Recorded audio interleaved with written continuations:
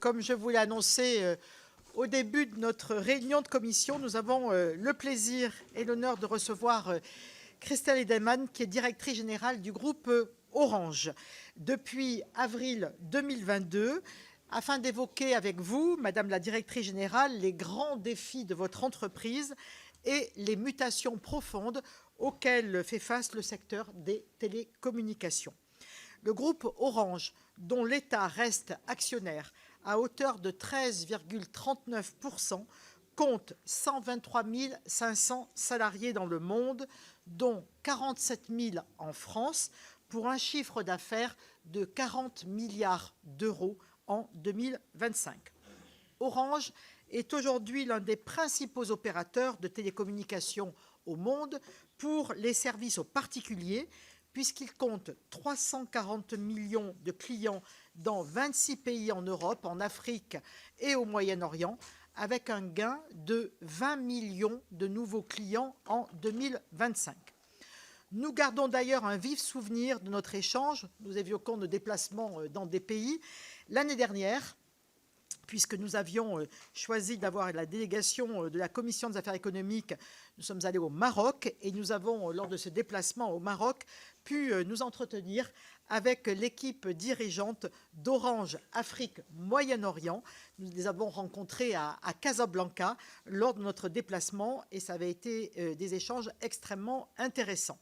Orange fournit également des services télécoms et numériques à plus de 4000 organisations et entreprises dans 65 pays. L'entreprise déploie et opère les infrastructures nécessaires au réseau télécom que sont le réseau cuivre, dont l'extinction progressive a commencé, les réseaux de fibre optique, les réseaux mobiles 4G et 5G, ou bien encore les câbles sous-marins que nous avons d'ailleurs évoqués avec les PDG d'Alcatel Submarine Networks, ASN, et d'Orange Marine le 18 février dernier. Le groupe est enfin un acteur important en matière de cybersécurité avec Orange Cyberdéfense qui est présent dans 12 pays. Le 17 avril dernier, le consortium formé par Orange avec Free et Bouygues Telecom annonçait son entrée en négociation exclusive en vue de l'acquisition de SFR pour 20,35 milliards d'euros. Si nous comprenons naturellement que certains aspects du dossier ne pourront pas être évoqués aujourd'hui, peut-être pourriez-vous néanmoins nous indiquer quelle pourrait être la répartition des activités de SFR entre les trois membres du consortium, s'agissant de la clientèle grand public, de la clientèle entreprise ou encore des infrastructures de fréquence. Êtes-vous confiante dans votre capacité à convaincre l'autorité de la concurrence que cette opération n'aura pas d'effet délétère pour les consommateurs qui craignent de potentielles hausses des tarifs d'abonnement dans un contexte de tension sur le pouvoir d'achat ou des baisses de qualité de service avec ce passage de 4 à 3 opérateurs? Toujours sur ce sujet de la concentration du secteur des télécoms, pourriez-vous nous expliquer en quoi, selon vous, celle-ci est nécessaire pour permettre à votre entreprise d'investir dans ces réseaux et d'innover? Ce sujet est en lien direct avec celui de la taille des opérateurs télécoms européens, en moyenne très inférieure à celle de leurs homologues chinois ou américains, en raison d'un marché intérieur qui demeure trop fragmenté, ainsi que l'ont rappelé les rapports Draghi et l'État. Considérez-vous que la proposition de Digital Networks Act, présentée par la Commission européenne en janvier dernier, soit à la hauteur des enjeux et permette à Orange de se développer davantage sur les marchés européens? Cette question de la taille critique des opérateurs télécoms européens rejoint inévitablement celle de la souveraineté numérique. L'Union européenne ayant pris conscience de sa dépendance très forte aux acteurs de la tech américaine, une source de vulnérabilité devenue problématique dans un contexte de tension géopolitique avec les États-Unis. Comme l'illustre le nom de votre nouveau plan stratégique, Trust the Future, adopté en début d'année, le groupe Orange se veut un acteur de confiance qui donne à chacune et à chacun les clés d'un monde numérique responsable. Pourriez-vous nous expliquer la nature et les objectifs de vos investissements en matière de cloud, de cybersécurité et d'intelligence artificielle et les services que ceux-ci devraient permettre d'offrir à vos clients, qu'il s'agisse de particuliers comme des organisations ou des entreprises. Dans quelle mesure, selon vous, devraient-ils renforcer leur autonomie et réduire leur exposition aux menaces présentes dans le cyberespace? Voilà, Madame la Directrice Générale, quelques-unes des questions que je souhaitais vous poser en propos liminaires avant les vôtres. Après votre intervention, je laisserai la parole à nos sénateurs qui sont plus spécifiquement investis sur ces sujets à la fois des télécoms et des numériques, bien évidemment Anne-Catherine Loisier et Patrick Chaize. Et ensuite, nous prendrons les questions, comme nous en avons l'habitude dans cette commission, 3 par 3, afin que vous puissiez y répondre. Je rappelle enfin que cette audition fait l'objet d'une captation vidéo et qu'elle est diffusée en direct sur le site du Sénat.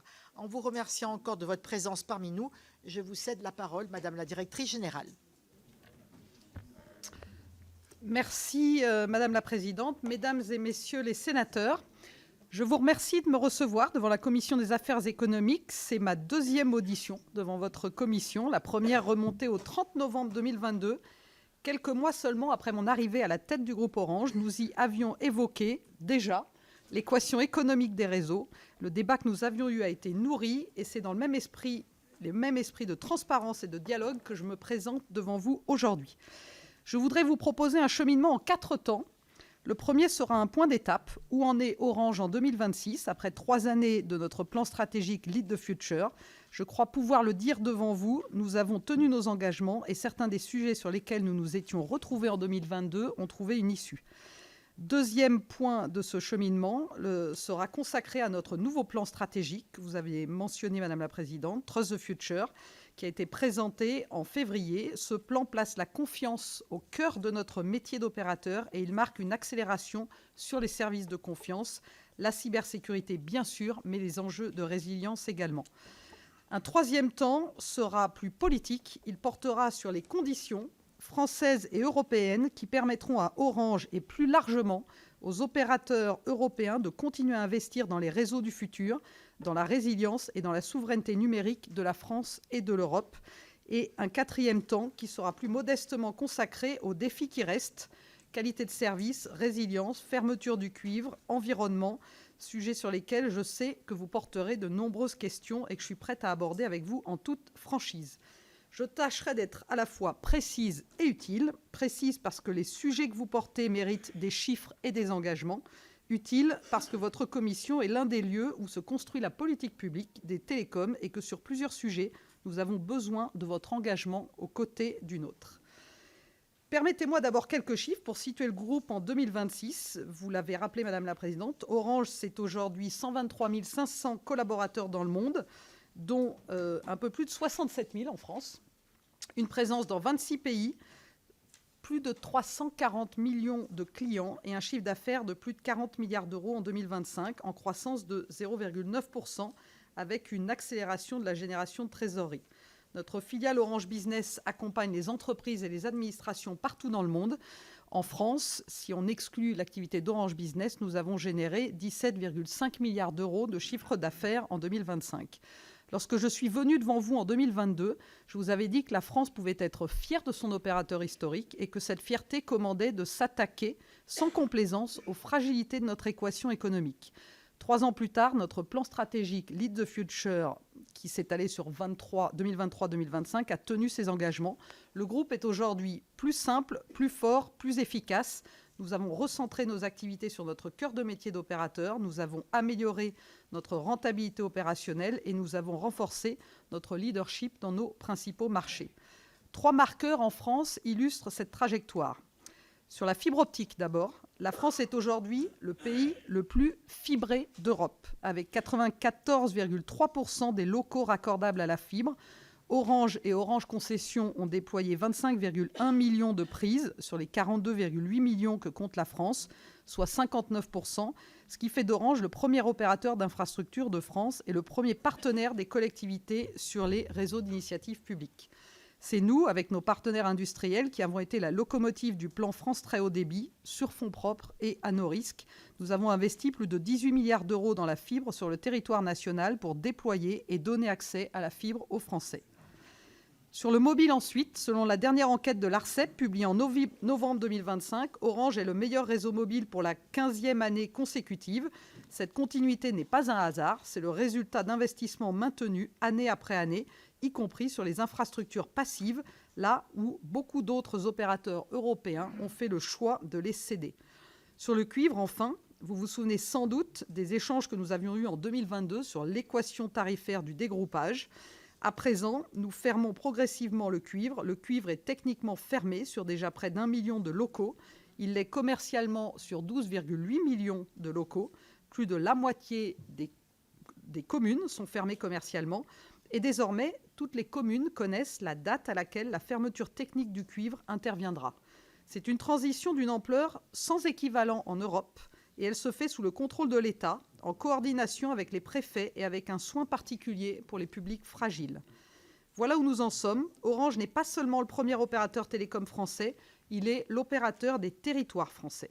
C'est au quotidien ce qui fonde notre légitimité à porter devant vous des messages plus larges sur la souveraineté numérique européenne. On ne porte aucun message crédible sur la souveraineté si on n'est pas d'abord l'opérateur des Français. Le 19 février dernier, j'ai présenté notre nouveau plan stratégique Trust the Future, qui couvre la période 2026-2030. Il s'inscrit dans la continuité de notre précédent plan, mais il en marque une ambition assumée d'être un opérateur de service et un opérateur de confiance. Parler de confiance dans le monde actuel, c'est une véritable ambition. Pourquoi la confiance ? Parce que le contexte numérique change. Les attaques cyber se multiplient sur les entreprises, les hôpitaux, les collectivités, l'État lui-même. L'intelligence artificielle générative crée des risques nouveaux d'usurpation d'identité, de deepfake, de manipulation. Les Français s'inquiètent légitimement de la protection de leurs données et de leurs enfants. Et dans ce monde, la confiance est évidemment pour nous un avantage compétitif, pas seulement une valeur affichée, c'est un service que nous savons rendre et que nous voulons développer. Trust the Future repose sur 3 ambitions stratégiques. La proximité client, pour renforcer la relation avec nos 340 millions d'abonnés dans le monde. La croissance par l'innovation, avec 1 milliard d'euros de revenus supplémentaires attendus dans les services de confiance d'ici 2028, dont la moitié auprès du grand public, la cybersécurité ou la protection des jeunes seront des exemples. L'autre moitié de la croissance auprès des entreprises, avec des solutions cloud de confiance et des services d'intelligence artificielle fiables. Et puis l'excellence à grande échelle dans notre plan stratégique qui consiste à tirer parti de la taille du groupe pour renforcer notre leadership technologique et notre efficacité. 4 engagements concrets pour les années qui viennent. Premièrement, nous accélérons sur la cybersécurité. Comme service à part entière, Orange Cyberdéfense est aujourd'hui le premier acteur européen de cybersécurité. 3200 experts répartis dans 36 SOC sur 12 pays, plus de 50 000 organisations protégées. Notre objectif est d'atteindre 2 milliards d'euros de chiffre d'affaires en 2030 contre 1,3 milliard aujourd'hui et de proposer dans 100% des pays où nous opérons des offres modulaires de cybersécurité pour le grand public, pour les entreprises et pour les jeunes. Deuxièmement, nous développons une activité de défense et de sécurité au sein d'Orange Business. C'est un point que je veux porter particulièrement à votre attention. Nous avons annoncé en début d'année la création d'Orange Business Défense et Sécurité, une entité dédiée qui rassemble nos savoir-faire pour servir les acteurs régaliens, armée, sécurité publique, services de l'État, opérateurs d'importance vitale, avec des solutions de connectivité résilientes, de cyberprotection, de cloud souverain, d'identité numérique. Cette activité sera l'un des relais de croissance de notre nouveau plan. Troisièmement, nous tenons notre engagement environnemental. Net zéro carbone en 2040, c'est un cap.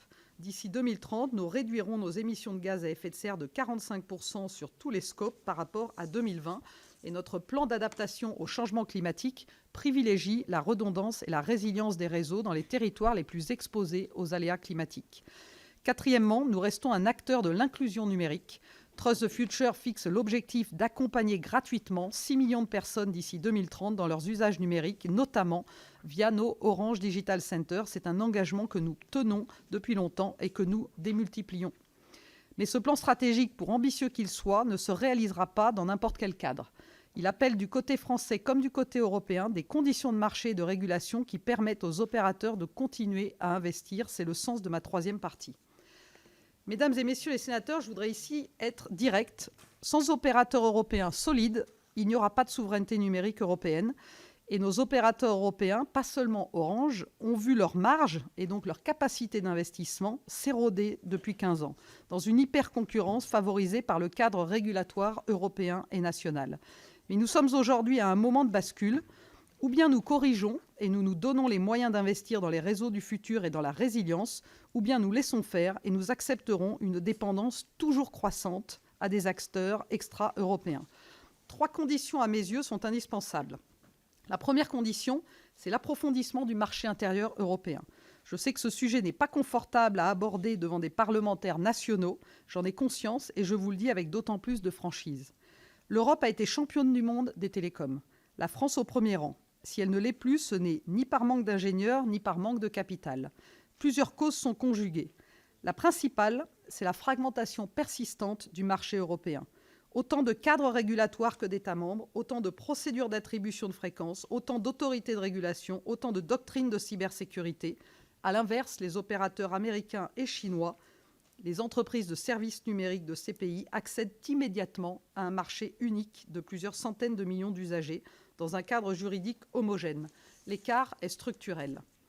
Le Digital Network Act est l'occasion de corriger cela, en particulier pour les opérateurs télécoms. La France et le Sénat en particulier, via votre Commission des affaires européennes, peuvent porter cette ambition à Bruxelles. Il n'y a pas de souveraineté numérique sans marché des télécoms qui soit modernisé, simplifié, qui attire les investissements. Et la souveraineté numérique européenne, c'est aussi la souveraineté numérique française. La deuxième condition, c'est la restauration des marges et donc des capacités d'investissement. Je le redis, sans opérateurs solides, pas de souveraineté. Or, les marges des opérateurs européens se sont érodées depuis 15 ans. 2 leviers complémentaires. Le premier, c'est là encore le Digital Network Act pour rééquilibrer la chaîne de valeur entre opérateurs et grandes plateformes.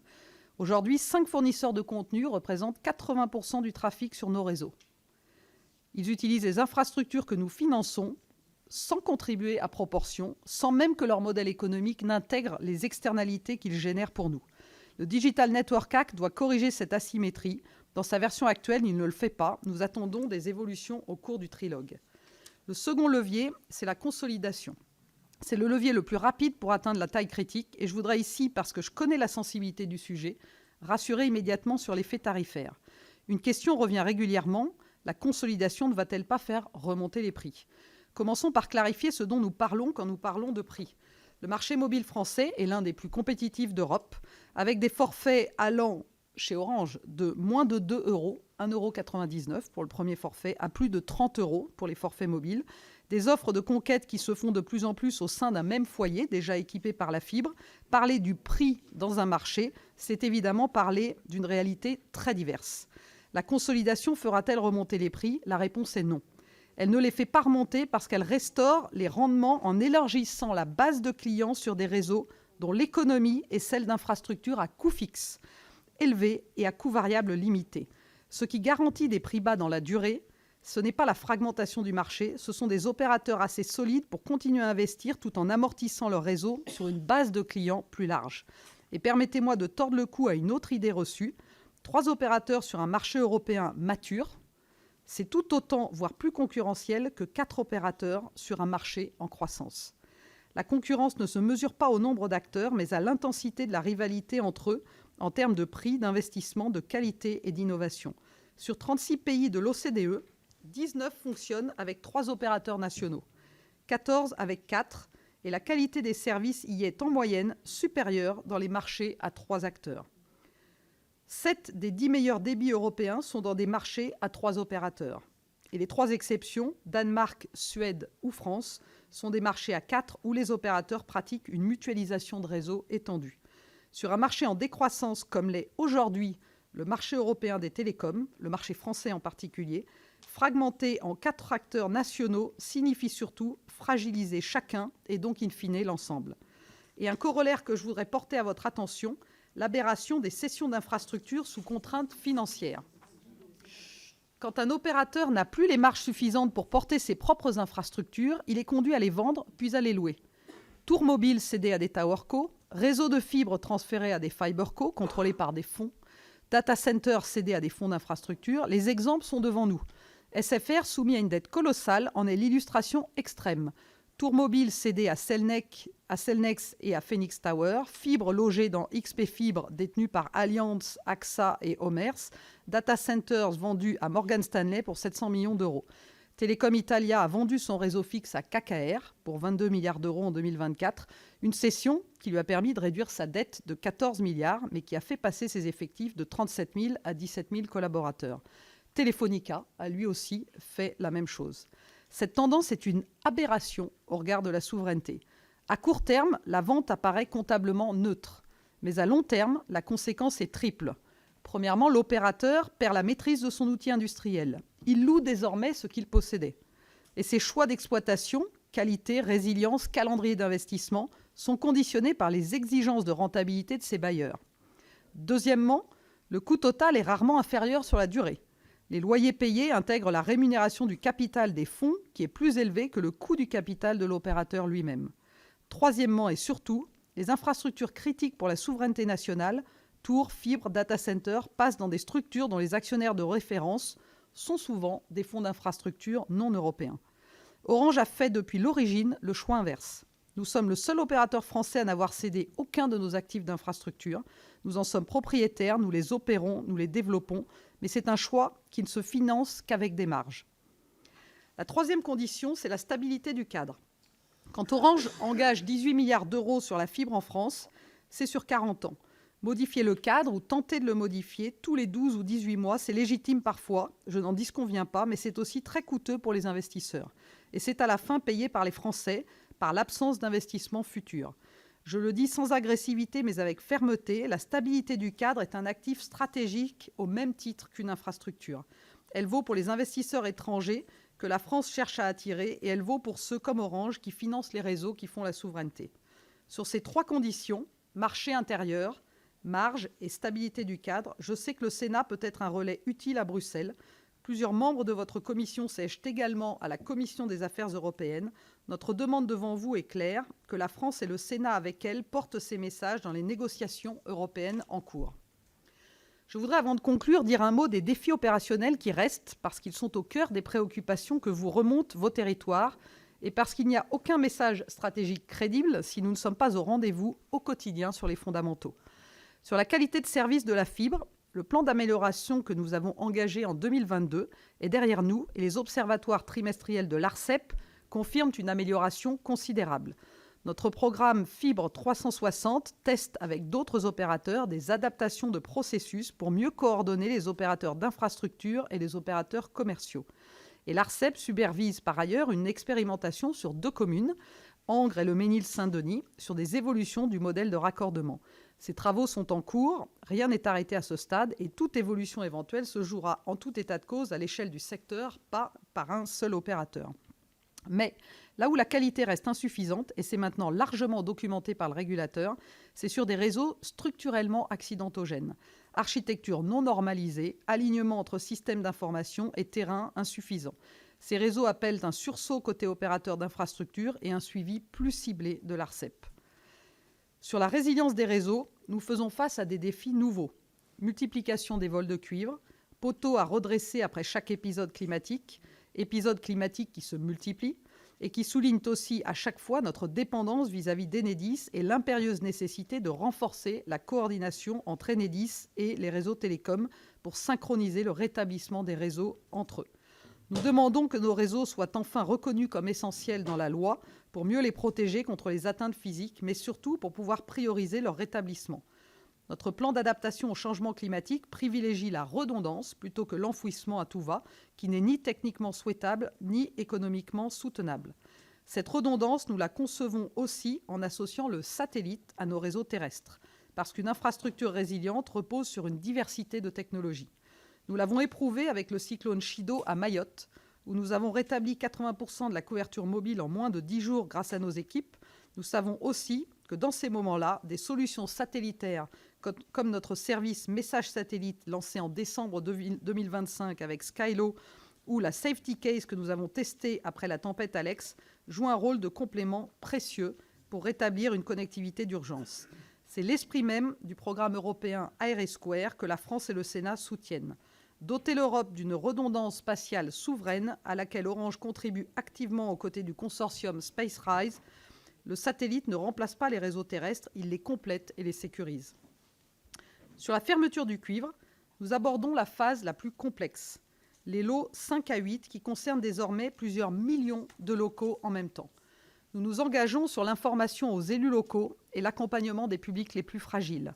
EHPAD, services d'urgence, alarmes médicales, télérelève. Et nous travaillons en étroite coordination avec les préfets et les fédérations industrielles concernées par l'arrêt progressif de la 2G et de la 3G. Le support des préfets est aussi très important pour favoriser la migration technique des administrations de l'État dans les territoires. Sur l'environnement, enfin, au-delà de notre trajectoire net zéro 2040, nous portons une initiative concrète qui rejoint le Fair Share. L'étude ICARE de la Fédération française des télécoms a démontré que l'éco-conception des services audiovisuels par leurs éditeurs permettait de réduire considérablement le volume de données transitant sur nos réseaux, en s'appuyant notamment sur l'IA. C'est un sujet que nous portons à Bruxelles et c'est une illustration concrète que la souveraineté, l'investissement et l'environnement peuvent et doivent aller dans le même sens. Mesdames et messieurs les sénateurs, je conclus avec 3 demandes précises à la représentation nationale. Première demande, porter à Bruxelles l'ambition d'un Digital Network Act pro-investissement, d'un véritable approfondissement du marché intérieur des télécoms et d'un rééquilibrage avec la chaîne de valeur des grandes plateformes. Plusieurs d'entre vous siègent également à la Commission des affaires européennes. Vous êtes les mieux placés pour le faire.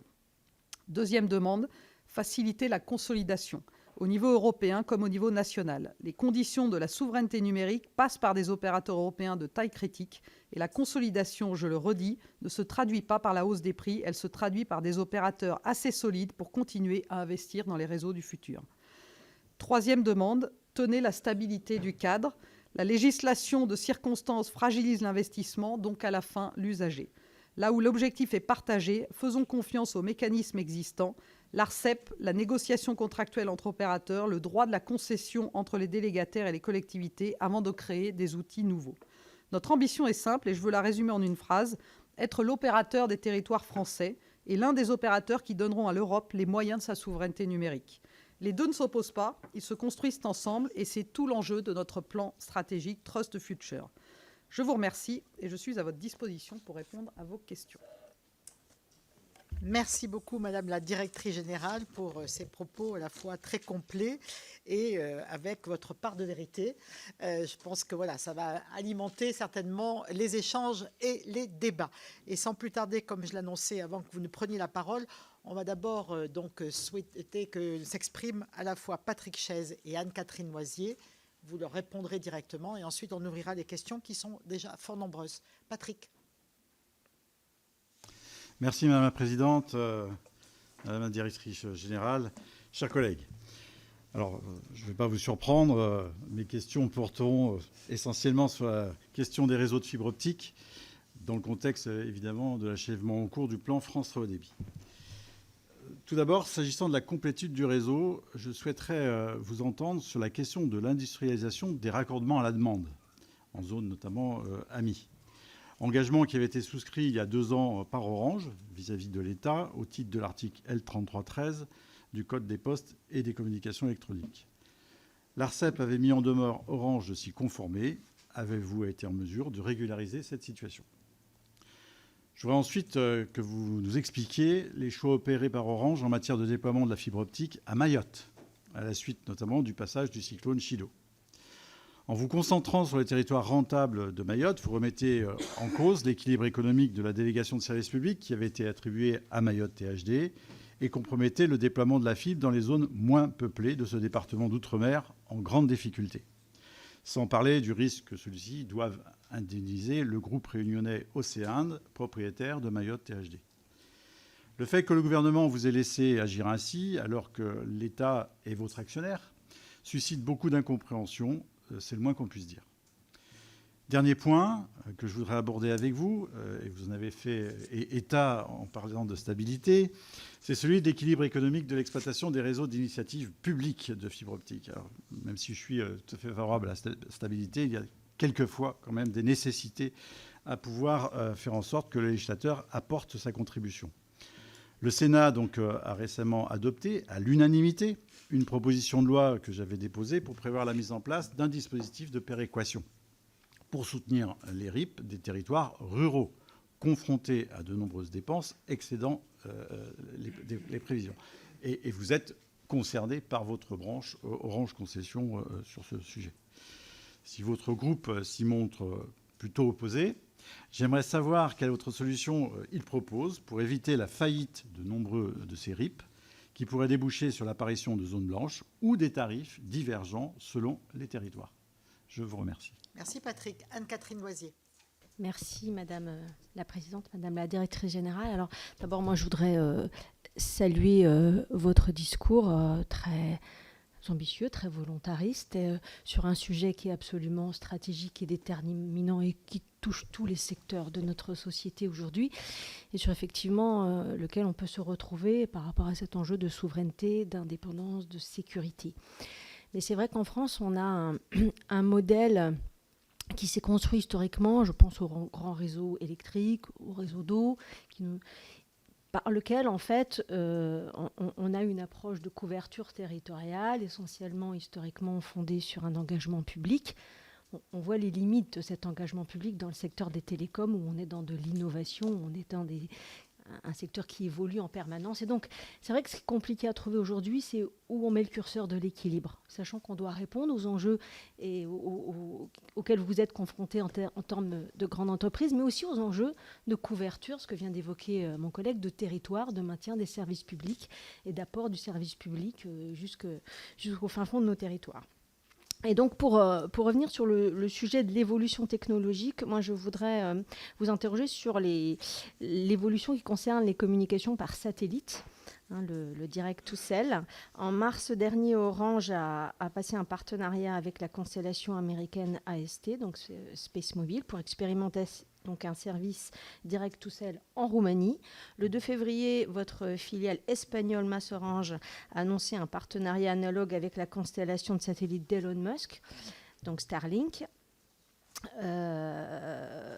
Depuis le 11 décembre, vous proposez en France un service de SMS par satellite en partenariat avec, là encore, l'opérateur américain Skilo. Donc, comment gérez-vous ces partenariats qu'on peut comprendre d'un point de vue technologique avec ces sociétés américaines, mais comment conciliez-vous finalement ces enjeux de souveraineté et notamment de protection des données confidentielles des citoyens français avec des opérateurs, enfin en tout cas avec des acteurs américains qui, nous le savons, sont soumis à des dispositifs d'extraterritorialité. Au-delà de cet enjeu immédiat, comment voyez-vous à plus long terme l'évolution du Direct to Cell ? Est-ce que pour vous, c'est une menace sur le système économique aujourd'hui filaire enfin, vous l'avez un peu évoqué dans votre intervention en disant que c'était de la complémentarité. Mais voilà, est-ce que finalement, à un moment ou à un autre, Starlink pourrait venir court-circuiter les opérateurs télécoms européens ? L'achèvement, deuxième sujet, l'achèvement du réseau fibre. Là aussi, vous l'avez dit, c'est une transition historique. Je crois que c'est sans précédent. Il y a eu un certain nombre de reports. Je crois que là, la date butoir était prévue en janvier 2026. Vous avez reporté une première fois cette échéance d'1 an, car à peu près 3 millions de locaux ne sont pas raccordés à ce jour. Donc, quelles sont les prochaines étapes, en fait, face à ce défi immense que sont effectivement les raccordements de nos compatriotes, de nos concitoyens qui sont isolés et donc difficiles et coûteux. Et donc, comment voyez-vous la suite de ce chantier titanesque de la fermeture du réseau cuivre ? Comment, aujourd'hui, associez-vous notamment les nouveaux élus ? On vient d'avoir des élections municipales en France avec des élus qui vont découvrir ces enjeux importants, où ils vont être confrontés à des questionnements de leur population. D'autant que ce déploiement, cette fermeture va s'accompagner de l'extinction des réseaux 2G. qui a donc débuté fin mars et qui devrait s'achever rapidement. Et on sait que les réseaux 2G, ils alimentent aujourd'hui beaucoup de services sur nos territoires, notamment celui des personnes âgées, les téléalarmes, dans un contexte où on favorise le maintien à domicile des personnes. Donc voilà, comment appréhendez-vous tous ces enjeux de proximité et de société pour faire migrer nos réseaux? Voilà, Madame la Directrice Générale, déjà pour répondre à ces nombreuses questions de nos deux spécialistes. Merci, Madame la sénatrice et Monsieur le sénateur. Alors, je vais prendre les questions dans l'ordre. Sur la question des raccordements à la demande, qui est une question essentielle et qui est un engagement fort de notre part dans le cadre de l'accord sur le L3313 que j'avais signé en mars 2024 avec la ministre du numérique de l'époque. Dans cet accord, on s'était engagé en tant qu'opérateur d'infrastructure à traiter les commandes des opérateurs commerciaux dans la limite d'un plafond mensuel de 3% du nombre d'immeubles de raccordement à la demande par département et par mois, tous opérateurs confondus et dans le respect du cadre réglementaire. Nous sommes le seul opérateur à avoir pris cet engagement, un engagement de cette ampleur sur l'ensemble du territoire, et à nous engager dans un processus industriel qui a été massif, puisqu'on a complètement transformé notre organisation industrielle pour pouvoir basculer d'un déploiement qui était industriel par plaque géographique à un déploiement qui est à la carte selon les locaux qui demandent à être accordés à la demande. Nous avions à l'époque alerté sur la nécessité d'une certaine bienveillance, en particulier dans le démarrage de ce dispositif qui, par son ampleur, a nécessité une adaptation de tous nos processus habituels, et y compris avec nos partenaires technologiques, pour garantir des délais réglementaires de déploiement. Ça a été difficile. Nous avons été mis en demeure par l'ARCEP en avril 2025 sur un périmètre de 47 800 commandes à livrer avant octobre 2025. Nous avons respecté les échéances relatives à cette mise en demeure et avons travaillé tout au long de l'année 2025 à traiter le stock accumulé. Donc nous avons bien tenu nos engagements, c'est chose faite. Notre dispositif industriel est pleinement opérationnel et fonctionnel. Maintenant, évidemment, cette offre, elle existe et elle doit continuer à fonctionner dans le cadre du décommissionnement du cuivre, où on sait que cette demande est essentielle pour pouvoir raccorder et poursuivre le déploiement dans les territoires. Sur la deuxième question, Mayotte. Alors, ce qui joue à Mayotte, et évidemment, on a notre priorité au moment de cette crise, parce qu'il faut bien comprendre que tous nos réseaux ont été balayés, les poteaux, le réseau de cuivre, etc. Ça a été évidemment, et ça montre l'essence même de notre métier, puisque dans ces moments-là, nos collaborateurs sur le terrain qui n'avaient plus de toit, qui avaient des familles, etc., devaient se mobiliser pour rétablir les services pour les habitants et pour les territoires. Ça a d'abord été une course de vitesse contre un acteur satellitaire. Puisque, évidemment, il couvre immédiatement, et c'est Starlink à Mayotte, qui couvrait immédiatement 100% des territoires et dont les parts de marché n'ont cessé d'augmenter depuis le cyclone Chido.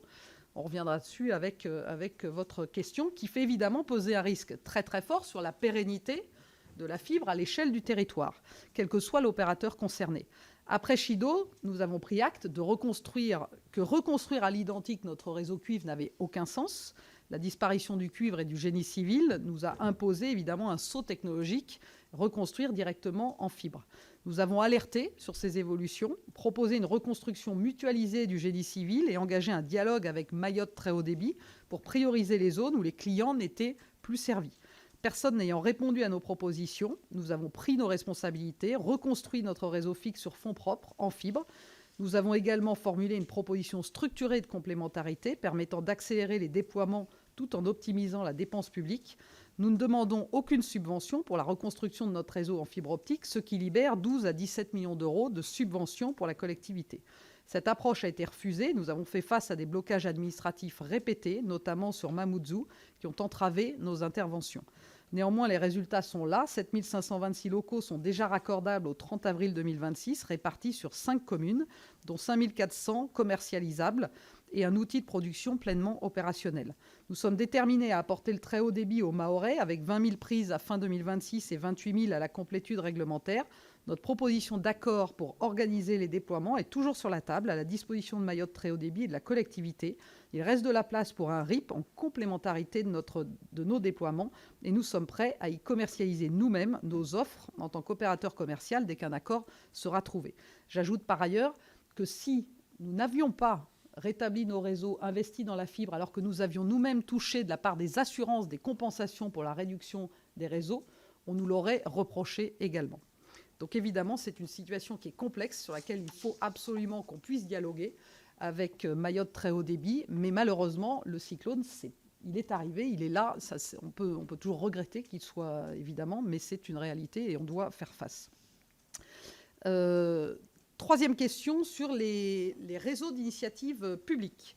Alors évidemment, c'est une question très importante. Personne ne nie qu'il y a un sujet sur l'équation économique de certains réseaux d'initiative publique. Le rapport de la Cour des comptes d'avril 2025 est solide. Il a documenté que 9 RIP sur 10 ont connu des surcoûts par rapport à leur plan d'affaires initial. Nous sommes bien placés pour le savoir avec Orange Concessions. Sur ce constat, nous sommes absolument alignés. Le désaccord porte par contre sur les raisons de cet état de fait et sur le dispositif à mettre en œuvre. La péréquation entre les territoires, ce sont les milliards d'euros de subventions de l'État et des collectivités locales pour l'établissement des réseaux d'initiative publique. Le rapport CADEC lui-même rappelle que 22 milliards d'euros ont été investis dans la construction des RIP entre 2010 et 2024, dont 12,7 milliards apportés par les financeurs publics, État, collectivités. La péréquation a donc bien existé et elle a été massive. C'est même la condition qui a permis à la France de devenir le premier pays fibré d'Europe. Elle porte sur les coûts d'établissement des réseaux, pas sur les coûts d'exploitation. Ainsi que l'ARCEP l'établit, les coûts d'exploitation d'un réseau ne sont pas fonction du caractère plus ou moins rural de l'empreinte réseau, ou alors très à la marge. Les inducteurs de coûts sont principalement le nombre d'interventions sur des éléments du réseau. Ils tiennent bien plus du churn, et donc de la rotation du nombre d'abonnés, que de la longueur de la ligne de fibre. Ainsi, pour nous, chez Orange, nous observons que nos coûts d'exploitation sont 2,5 fois supérieurs en Seine-Saint-Denis qu'ils ne le sont dans le Cantal. La compétition...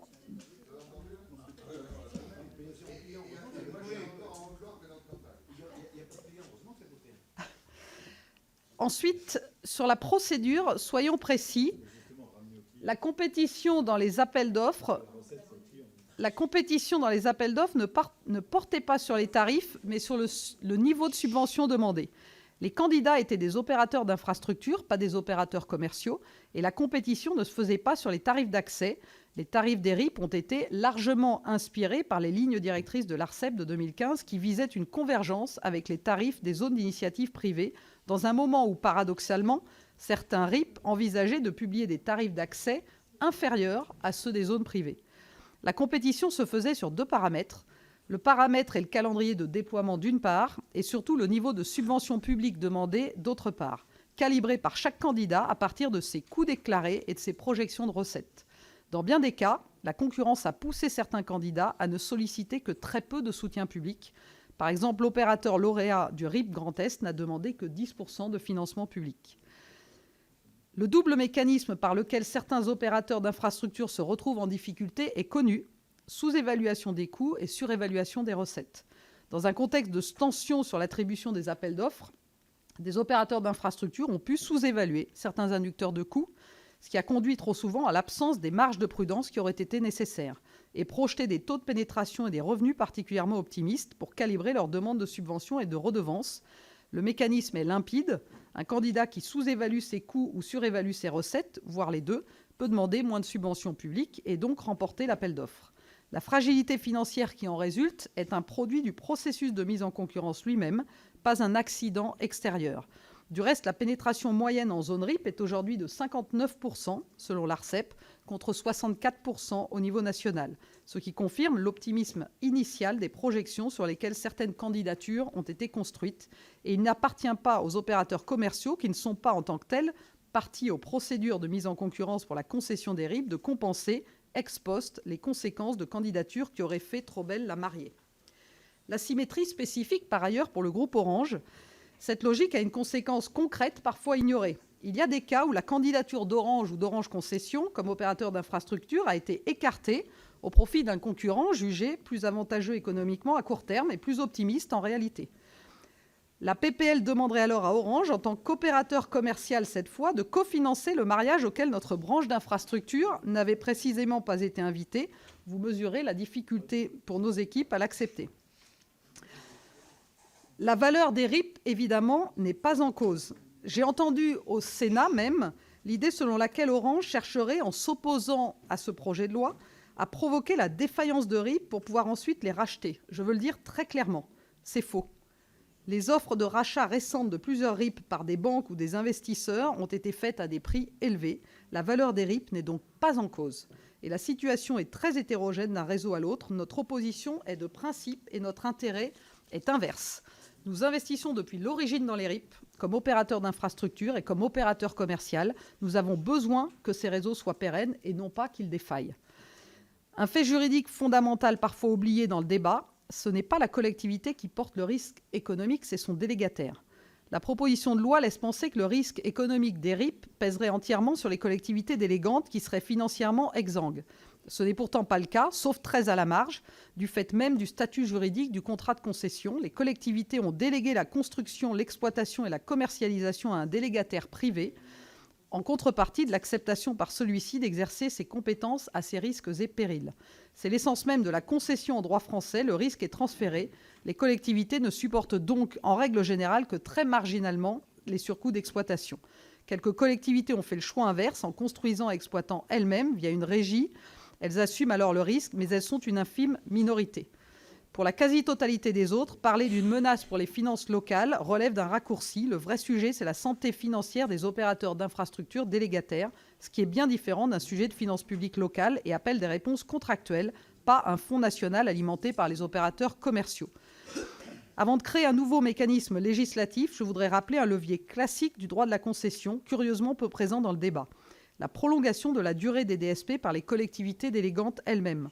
Quand l'équilibre économique d'un contrat de concession est affecté par des aléas non prévus à la signature, le droit français permet de le rétablir en prolongeant la concession en contrepartie d'engagement du concessionnaire. C'est l'esprit même du Code de la commande publique sur les modifications de concession et la théorie de l'imprévision rappelée par le Conseil d'État depuis 1916.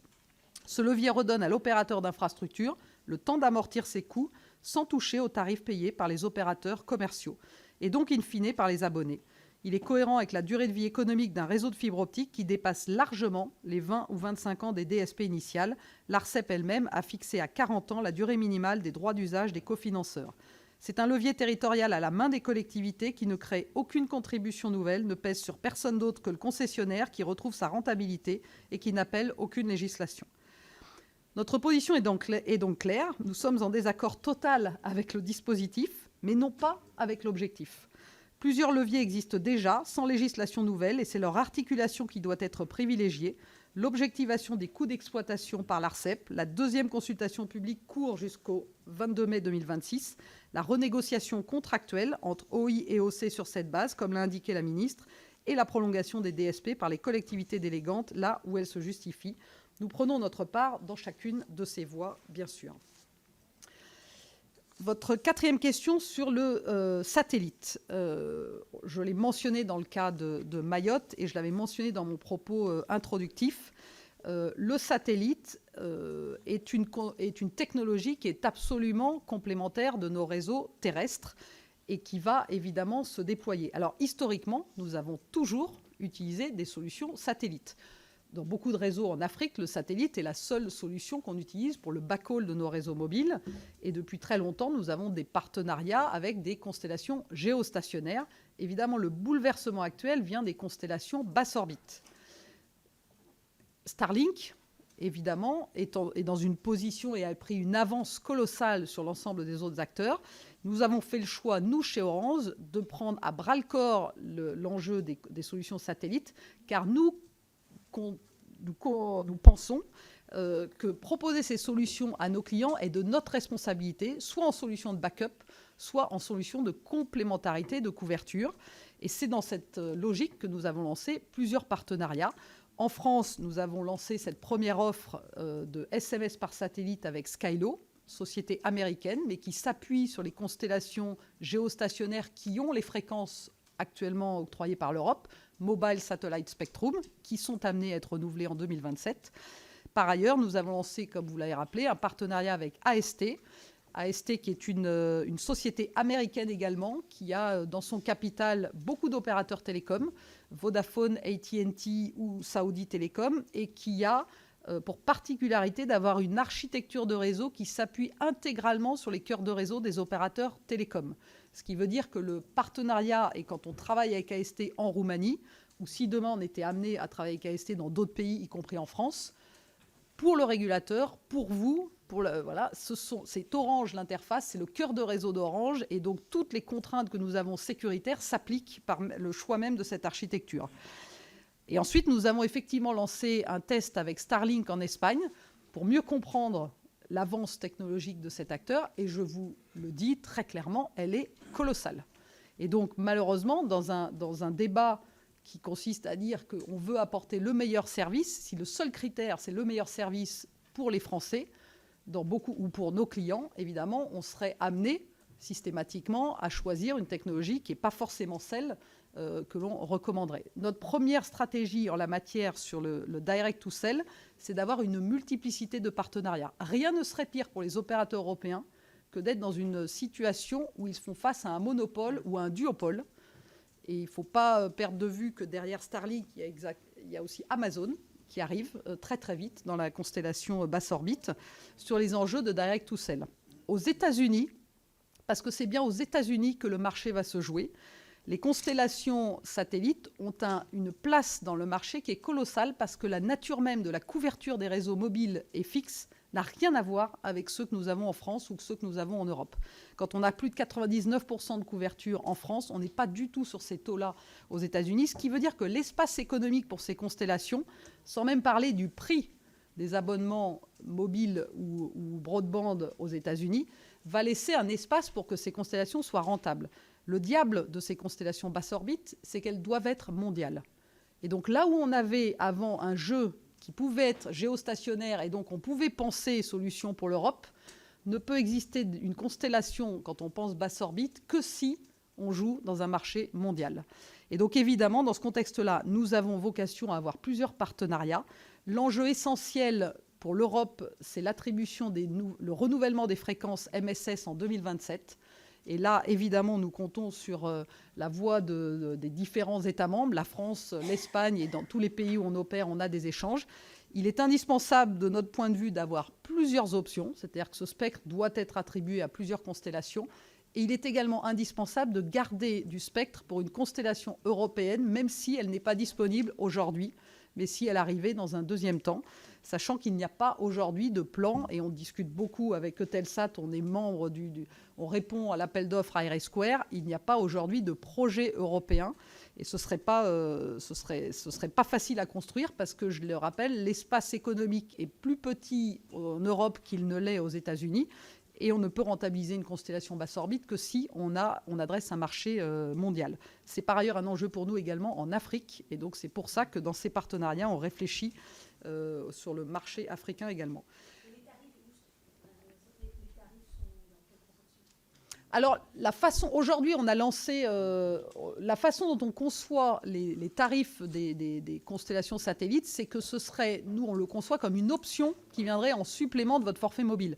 Il est inconcevable d'imaginer aujourd'hui une couverture qui ne se ferait que par le satellite.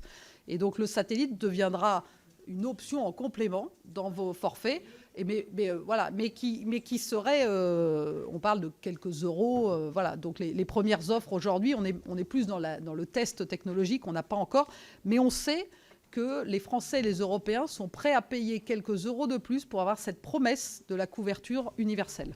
Alors il faut rappeler que les satellites ne couvriront jamais les tunnels et qu'ils ne résoudront jamais les problèmes de couverture indoor qui font partie des irritants pour nos clients. Voilà, donc le sujet du satellite, il est très prégnant. Il y a beaucoup d'enjeux qui dépassent le sujet du spatial quand on parle de connectivité par satellite. Les fréquences MSS nécessitent la mise à jour de certains équipements de chipsets dans les terminaux mobiles, ce qui fait que l'offre que nous avons lancée en France, SMS par satellite, n'est disponible que sur très peu de terminaux mobiles aujourd'hui. Donc évidemment, ça nécessite de travailler avec des gens comme Apple, comme Samsung et avec toute la chaîne de valeur du numérique. Et puis, il faut que la consommation d'énergie des terminaux portables. Quand on aura un terminal qui se connecte en permanence, qui cherche ou du satellite ou du réseau mobile, ça peut très très vite consommer les batteries. Et donc il y a des enjeux énormes d'expérience pour les clients. Donc ce n'est pas une technologie qui est aujourd'hui complètement mûre, mais ça avance très très vite. Le jeu va se jouer sur le marché américain, sachant que Starlink a déjà acheté des fréquences, y compris des fréquences terrestres, et que, je le rappelle, malheureusement, le marché européen ne pourra pas être déterminant, ne suffire pour une constellation basse orbite. Votre cinquième question, qui porte sur évidemment tous les enjeux de la migration cuivre vers fibre et de la fermeture du réseau cuivre. Et vous avez raison de rappeler que nous avons absolument besoin du partenariat des élus locaux, qui sont essentiels dans l'accompagnement dans les territoires, donc les maires, les nouveaux maires élus. Nous avons tout un travail de communication dans chacun des territoires avec les élus locaux, mais également avec l'ensemble des acteurs des territoires. La fermeture du cuivre, il faut d'abord le dire, c'est quand même un marqueur de la réussite du plan France Très Haut Débit, avec aujourd'hui plus de 94% de locaux raccordables à la fibre. La fermeture, elle se déroule bien aujourd'hui sur tout le territoire, 12,8 millions de locaux concernés à ce jour. Plus de la moitié des communes françaises ont passé l'étape de la fermeture commerciale en janvier 2026. Les 5 premiers lots sont lancés. Les lots 6 et 7 sont en phase de partage et la totalité des locaux est désormais concernée. 3 piliers guideront nos actions en 2026. Premièrement, généraliser la fibre optique, car ça nécessite la mobilisation des opérateurs d'infrastructures pour les derniers raccordements et de l'État pour aider les particuliers et les très petites entreprises à financer le raccordement sur leur domaine privatif. Deuxièmement, anticiper les migrations, la mobilisation des opérateurs commerciaux et de l'opérateur d'infrastructure Orange pour le cuivre, en collaboration avec les préfets pour la migration des services de l'État. Et puis l'information. Une grande campagne télévisée financée par l'État serait un levier nécessaire pour pousser les clients à migrer, comme on l'a connu sur la télévision, par exemple. Sur la dépose du cuivre, nous avons sélectionné, à l'issue de 2 appels d'offres lancés en 2025, les entreprises qui en seront chargées. L'opérationnalisation des contrats sera achevée. La dépose sera, elle, progressive. Elle va s'étaler sur de nombreuses années, en pleine coordination avec les opérateurs d'infrastructures fibres, bien sûr. Une exigence de qualité, de contrôle et de fermeté est de mise pour éviter pour nous l'évaporation des câbles cuivre qui sont dans un contexte de cours haut, évidemment, une cible de vol. Par ailleurs, sur la 2G, qui est un sujet évidemment essentiel. Donc on a commencé la modernisation de notre réseau le 31 mars 2026 en cessant l'exploitation de la 2G dans 28 communes de la communauté d'agglomération du Pays Basque, dont Biarritz, Bayonne et Anglet. Cette première vague, comme celle de la Réunion en 2025, s'est déroulée de manière satisfaisante, avec aucune remontée critique. Quelques difficultés ponctuelles ont été observées, notamment sur les terminaux de paiement dans les bus. C'est précisément le sens de cette fermeture progressive, repérer les irritants et les difficultés en amont de la fermeture finale.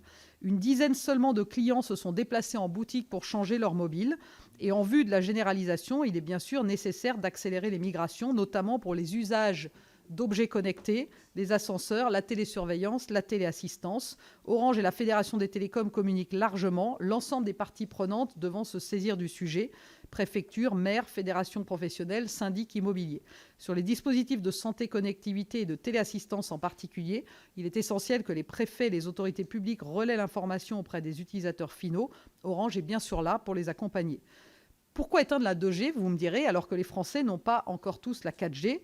Alors évidemment, la 4G atteint 99,9% de couverture de la population et la 5G continue sa progression à un bon rythme avec 80% de couverture en avril 2026.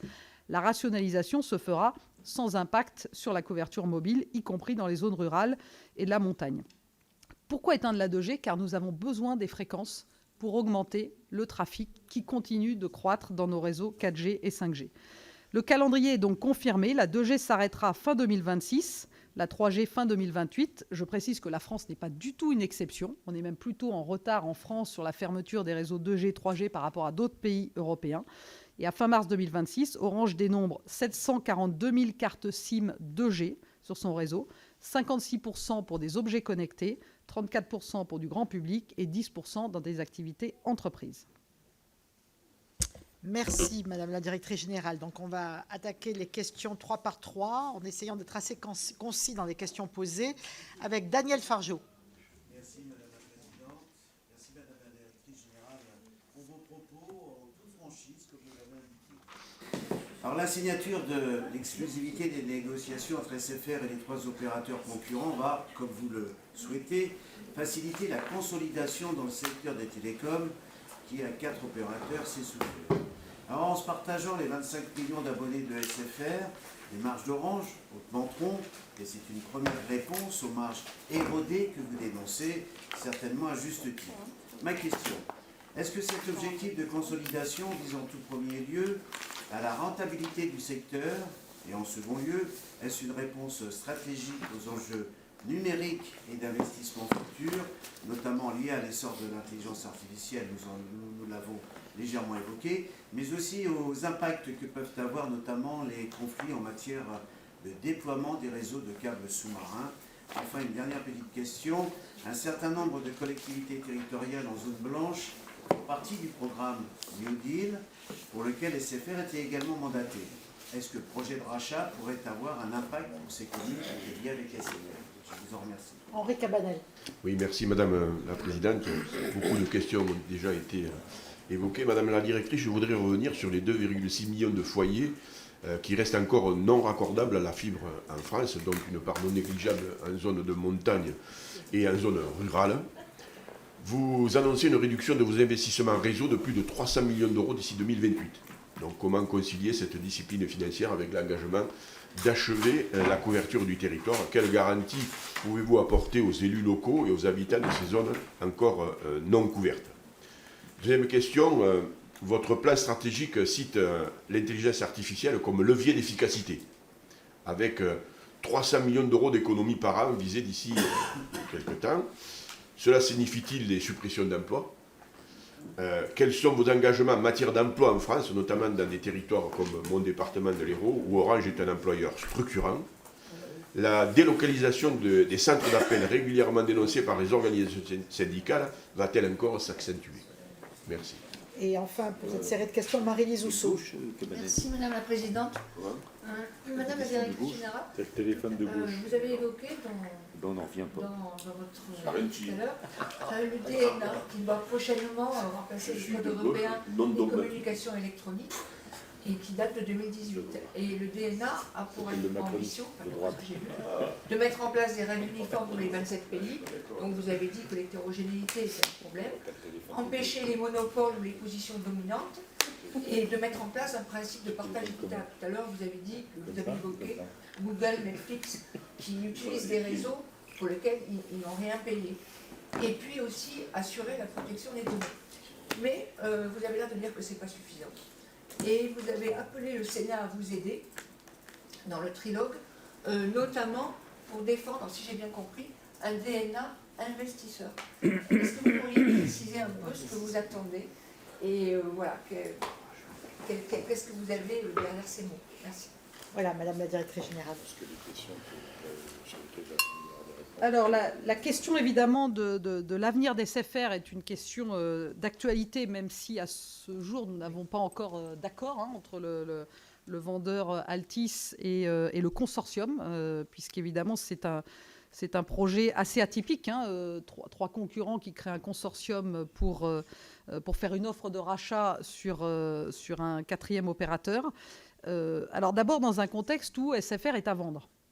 Et donc, il ne faut pas nier cette réalité qui est que l'entreprise Altice a déjà mené une grosse restructuration de sa dette financière, mais que son propriétaire souhaite le vendre. Et SFR, évidemment, c'est beaucoup d'infrastructures en France. C'est plus de 20 millions de Français clients d'SFR. Donc, c'est à la fois pour nous, Orange, dont la France est notre premier marché et dans lequel nous sommes numéro 1 en part de marché, un enjeu colossal en termes de déplacement de valeur selon ce qui arrivera l'avenir d'SFR. Alors, effectivement, vous l'avez dit, et c'est exactement le sens de l'histoire, la consolidation, et là, je parle pas de théorie, je parle de ce que nous avons mené en Espagne. Donc, j'ai des chiffres. En Espagne, nous avons fusionné Orange et MásMóvil. Orange était numéro 2 sur le marché espagnol. MásMóvil était numéro 4. Nous avons fusionné les 2 opérateurs, nous avons généré 500 millions d'euros de synergie, alors que Orange seul et MásMóvil ne pouvaient plus investir.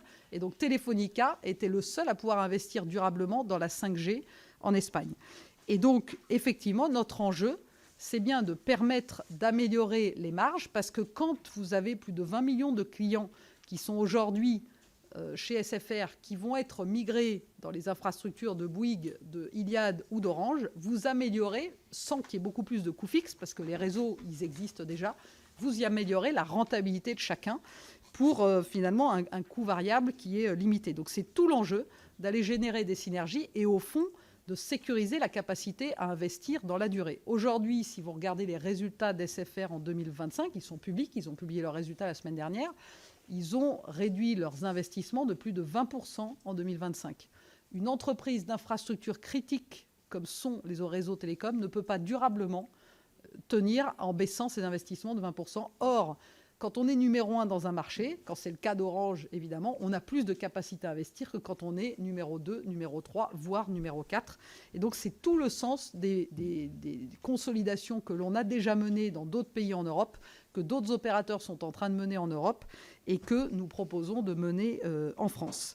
Le projet SFR, alors il n'y a pas d'enjeu du tout sur le sujet des câbles sous-marins, parce que les câbles sous-marins, c'est des câbles qui sont en général des câbles en consortium. À ma connaissance, SFR n'a pas de capacité sur des câbles sous-marins. Évidemment, nous, Orange, on gère plus de 300 000 km de câbles sous-marins. On a Orange Marine, vous avez auditionné notre directeur général. Et donc, c'est une activité qui est très indépendante et qu'évidemment, on ne remet pas en cause, absolument pas. Les enjeux du New Deal, et j'ai envie de dire tous les engagements qu'SFR a pris vis-à-vis de la collectivité de régulateur, ça fait partie des sujets qui seront revus pour que, évidemment, un dossier d'une telle ampleur soit approuvé par le régulateur. Mais tous les engagements qui ont été pris par la société SFR seront maintenus et on trouvera, évidemment, voilà, vous connaissez très bien les 3 protagonistes. Orange, évidemment, je suis ici, mais il y a des Bouygues qui sont des acteurs qui ont investi, qui sont dans la durée en France. Et donc, évidemment, il n'y a pas d'enjeu de ce point de vue-là. Il y a évidemment encore beaucoup de questions devant nous. D'abord, trouver un accord. Il y a beaucoup de questions, évidemment, sur... c'est un projet complexe et c'est un projet qui s'inscrit à un moment où la question de pas que de la souveraineté, mais de la criticité des infrastructures, des attaques cyber qui ont lieu tous les jours sur nos infrastructures, nécessite de ne pas perdre de temps pour maintenir ces infrastructures. Évidemment, il y a aussi des enjeux sur l'emploi.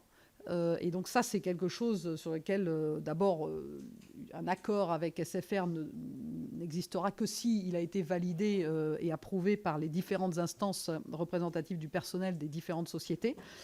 Évidemment, il y a des préoccupations et il y a eu un appel à la grève dans les boutiques SFR la semaine dernière. Le sujet de l'emploi, de toute façon, dans les télécoms, j'ai envie de dire, quand on regarde la trajectoire d'Orange, évidemment, ce sont des milliers d'emplois qui ont été détruits dans l'industrie des télécoms sur les 20 dernières années. J'ai passé 15 ans de ma carrière chez Alcatel, donc je peux vous en parler. On n'est pas là pour parler des équipementiers télécoms et désormais de Nokia, mais malheureusement, c'est un secteur qui continue de souffrir, en tout cas de se transformer très très vite, et donc malheureusement d'avoir un impact sur l'emploi.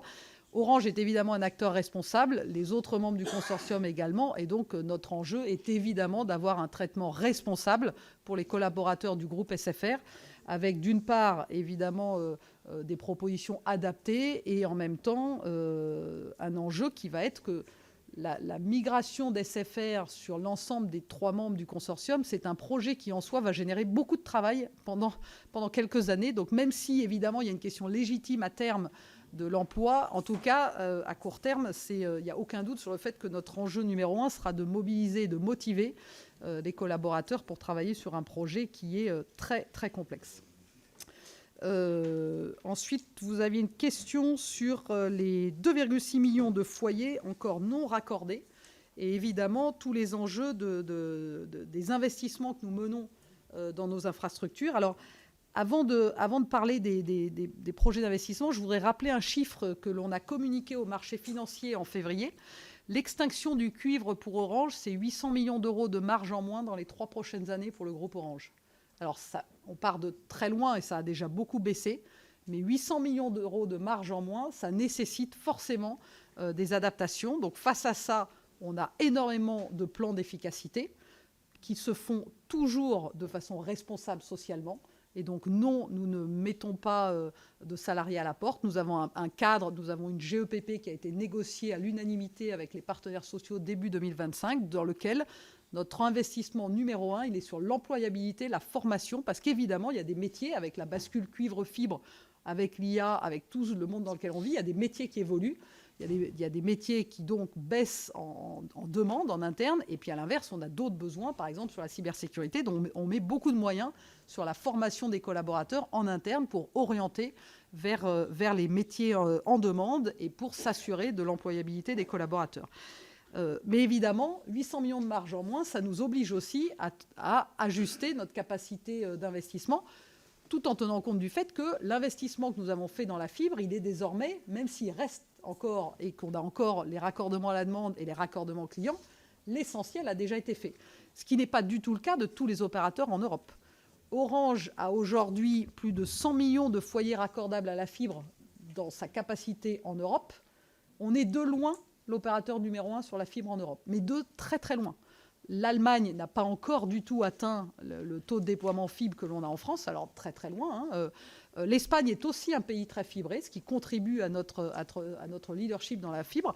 Mais on peut se féliciter à un moment où l'environnement macroéconomique est quand même très très incertain pour les mois, voire les années à venir, où paradoxalement, c'est un corollaire des contextes sécuritaires, mais le prix de la fibre optique augmente parce que la fibre optique est utilisée par les drones dans certains champs de bataille. Et donc on peut se féliciter d'avoir fait déjà l'essentiel des financements, mais évidemment, nous allons continuer à raccorder, à tenir nos engagements. Le raccordement à la demande, il s'applique dans les territoires de la même façon. Il y a les enjeux de réseau d'initiative publique. Et par contre, il y a effectivement un sujet qui est un véritable sujet, en particulier parce que les derniers raccordements sont évidemment les plus complexes. Il y a le sujet des raccordements et des investissements en zone privée qui pèsent sur les clients. Et ça, c'est quelque chose sur lequel, soit évidemment, il y a des raccordements qui sont difficiles. Il y a parfois des problématiques liées aux bâtiments historiques et des choses comme ça. Mais c'est vrai qu'en domaine privé, on a besoin d'accompagner les Français sur aller identifier les aides. Le guichet expérimental de l'État, en particulier sur l'aide au raccordement fibre à destination des particuliers et des très petites entreprises sous conditions de ressources, c'est quelque chose qui a été élargi géographiquement et donc c'est une très bonne chose. Et on a besoin de le relayer, de le faire connaître. Et donc, j'appelle votre commission à faire savoir que ces dispositifs existent. Et puis, bien sûr, en domaine public, en zone RIP, l'ANCT a lancé aussi un appel à projet de 150 millions d'euros pour financer la création de génie civil. Le sujet du génie civil est souvent une problématique aussi. Et puis, on a aussi des problématiques de délais de traitement qui sont très longs. En tout cas, vous pouvez compter sur notre engagement dans les territoires. Mais je pense que, paradoxalement, le problème qui va être le plus important pour nos concitoyens et pour nos territoires sera le problème des raccordements dans les zones très denses, où il n'y a aucune obligation et où Orange, depuis déjà quelques années, est un des rares opérateurs à continuer à déployer de la fibre.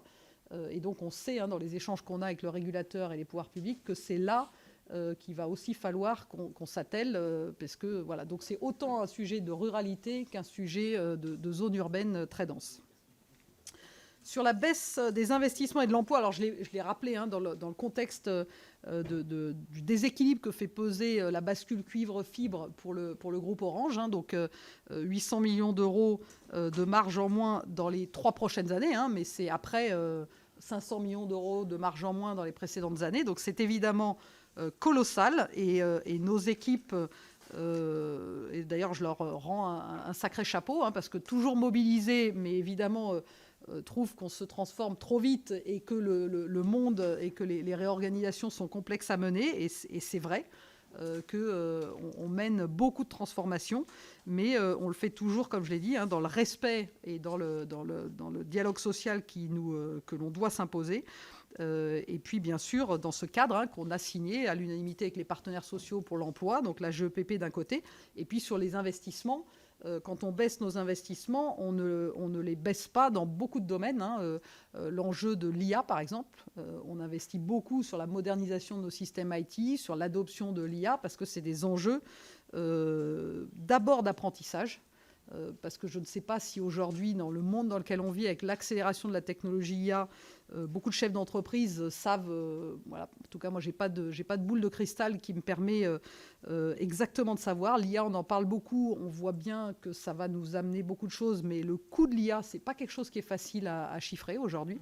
Et évidemment, nous on mesure, et l'IA en 2025, pour nous, ça a été 300 millions d'euros d'impact positif aux bornes du groupe. Autant en coûts évités, en coûts baissés, mais aussi en revenus améliorés. Et aujourd'hui, on utilise l'IA pour accompagner, par exemple, nos commerciaux en boutique ou en call center, pour personnaliser la réponse à nos clients, pour gérer la complexité de nos offres marketing, etc. Donc c'est bien l'IA combinée à l'humain qui vient apporter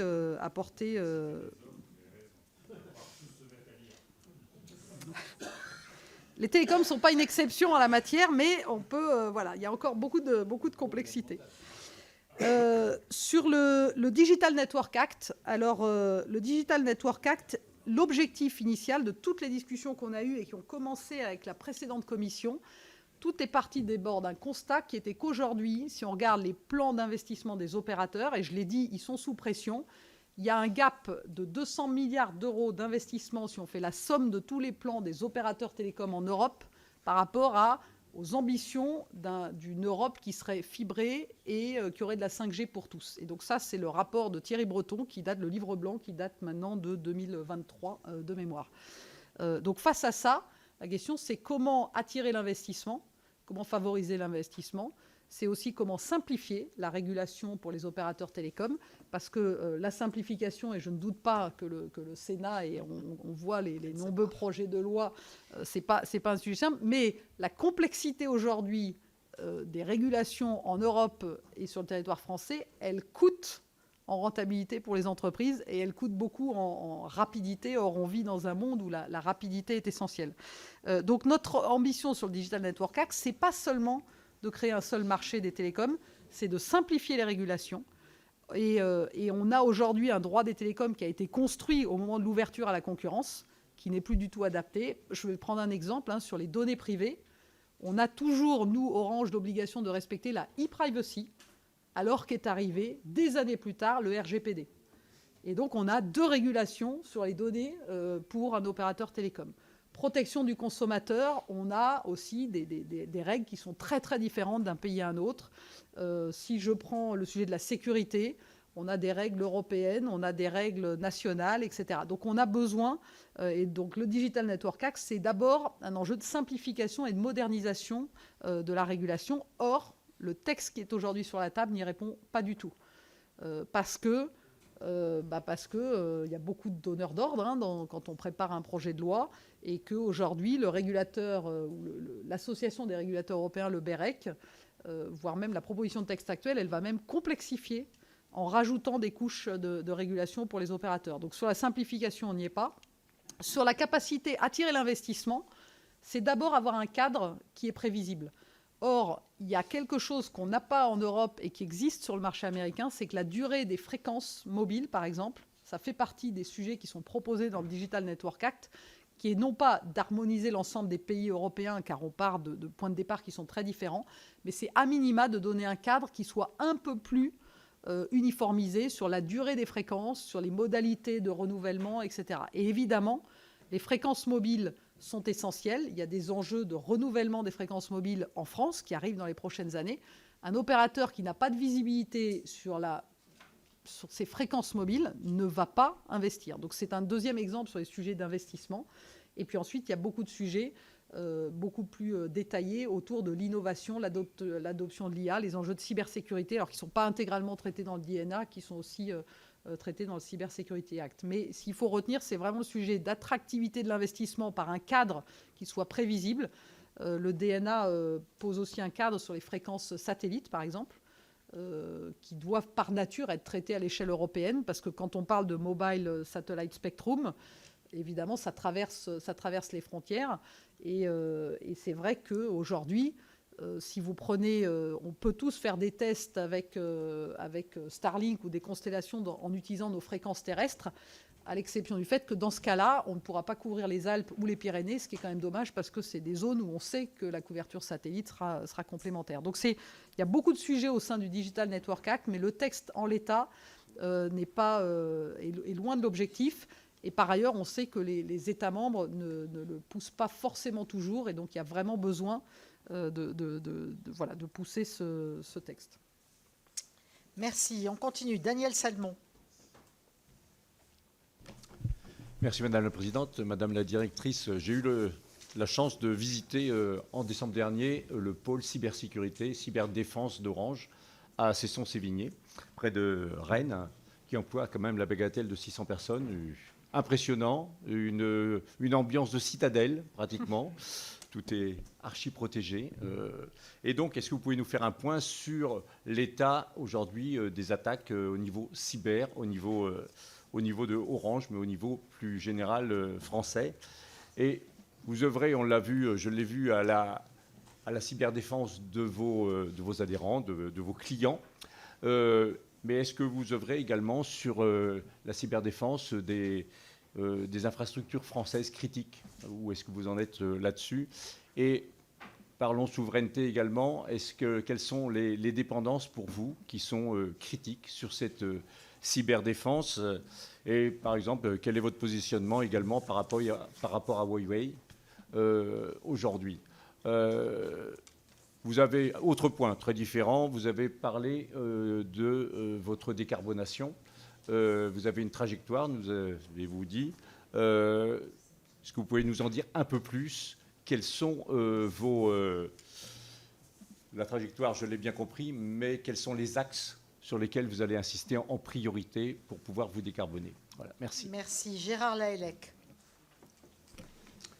Merci Madame la Présidente, Madame la Directrice Générale. Permettez-moi tout d'abord de me présenter. Je viens des Côtes-d'Armor, plus précisément du Trégor, dans le secteur de Lannion, Pleumeur-Bodou, présenté il n'y a pas si longtemps comme étant, je dirais, la capitale mondiale des télécommunications. Voilà. C'était le cas. Le cas chez Orange. Excusez du peu. Le CNET. Pleumeur-Bodou. La station de Pleumeur. Non, mais on a de bonnes raisons d'en être fiers. Et c'est bien peut-être la raison pour laquelle j'avais aussi orienté ma recherche professionnelle vers le secteur des télécommunications, en devenant technicien donc des télécommunications à France Télécom, et puis en prolongeant mon activité professionnelle chez Orange. Je m'honore donc d'avoir contribué très modestement, mais un petit peu quand même, à l'émergence du numérique et à tout ce qui va avec. Pardonnez-moi si je vous le dis, parce que les références que je rappelle très vite ici seront mes fondamentaux, y compris dans ma question. Parce que j'ai connu cette épopée majestueuse, j'ai connu aussi les restructurations qui ont suivi. Et la mise en œuvre d'un concept qui nous fut rappelé d'ailleurs par un certain monsieur de Churuc, que vous avez dû connaître.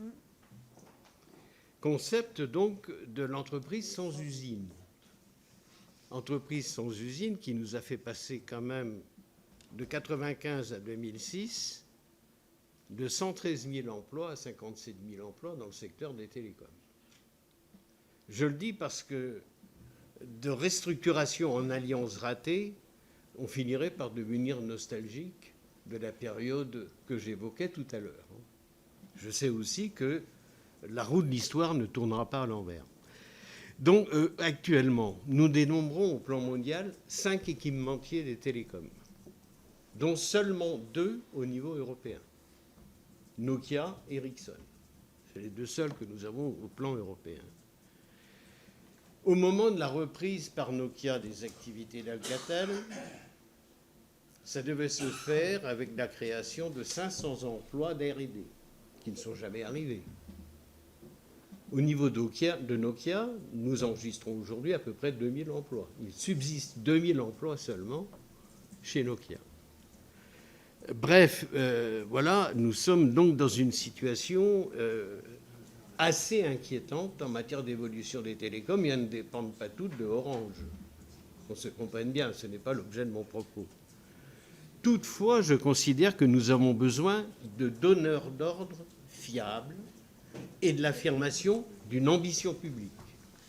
Et je considère qu'au Sénat, nous sommes fondés à la promouvoir, cette ambition publique dont on a besoin.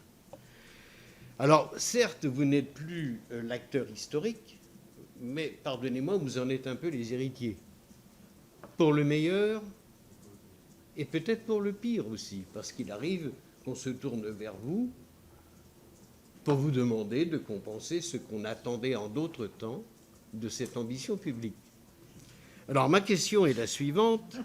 Est-ce que le fait... Non, mais c'est peut-être pas mal de rappeler ce contexte, parce que être les héritiers de tout ça, ça pose quand même la question de comment on peut transformer cette spécificité qui est consubstantielle de votre culture en atout pour votre propre développement. Autrement dit, qu'attendez-vous de l'ambition publique pour alimenter vos objectifs de développement? Parce qu'évidemment, je ne doute pas de cette ambition-là.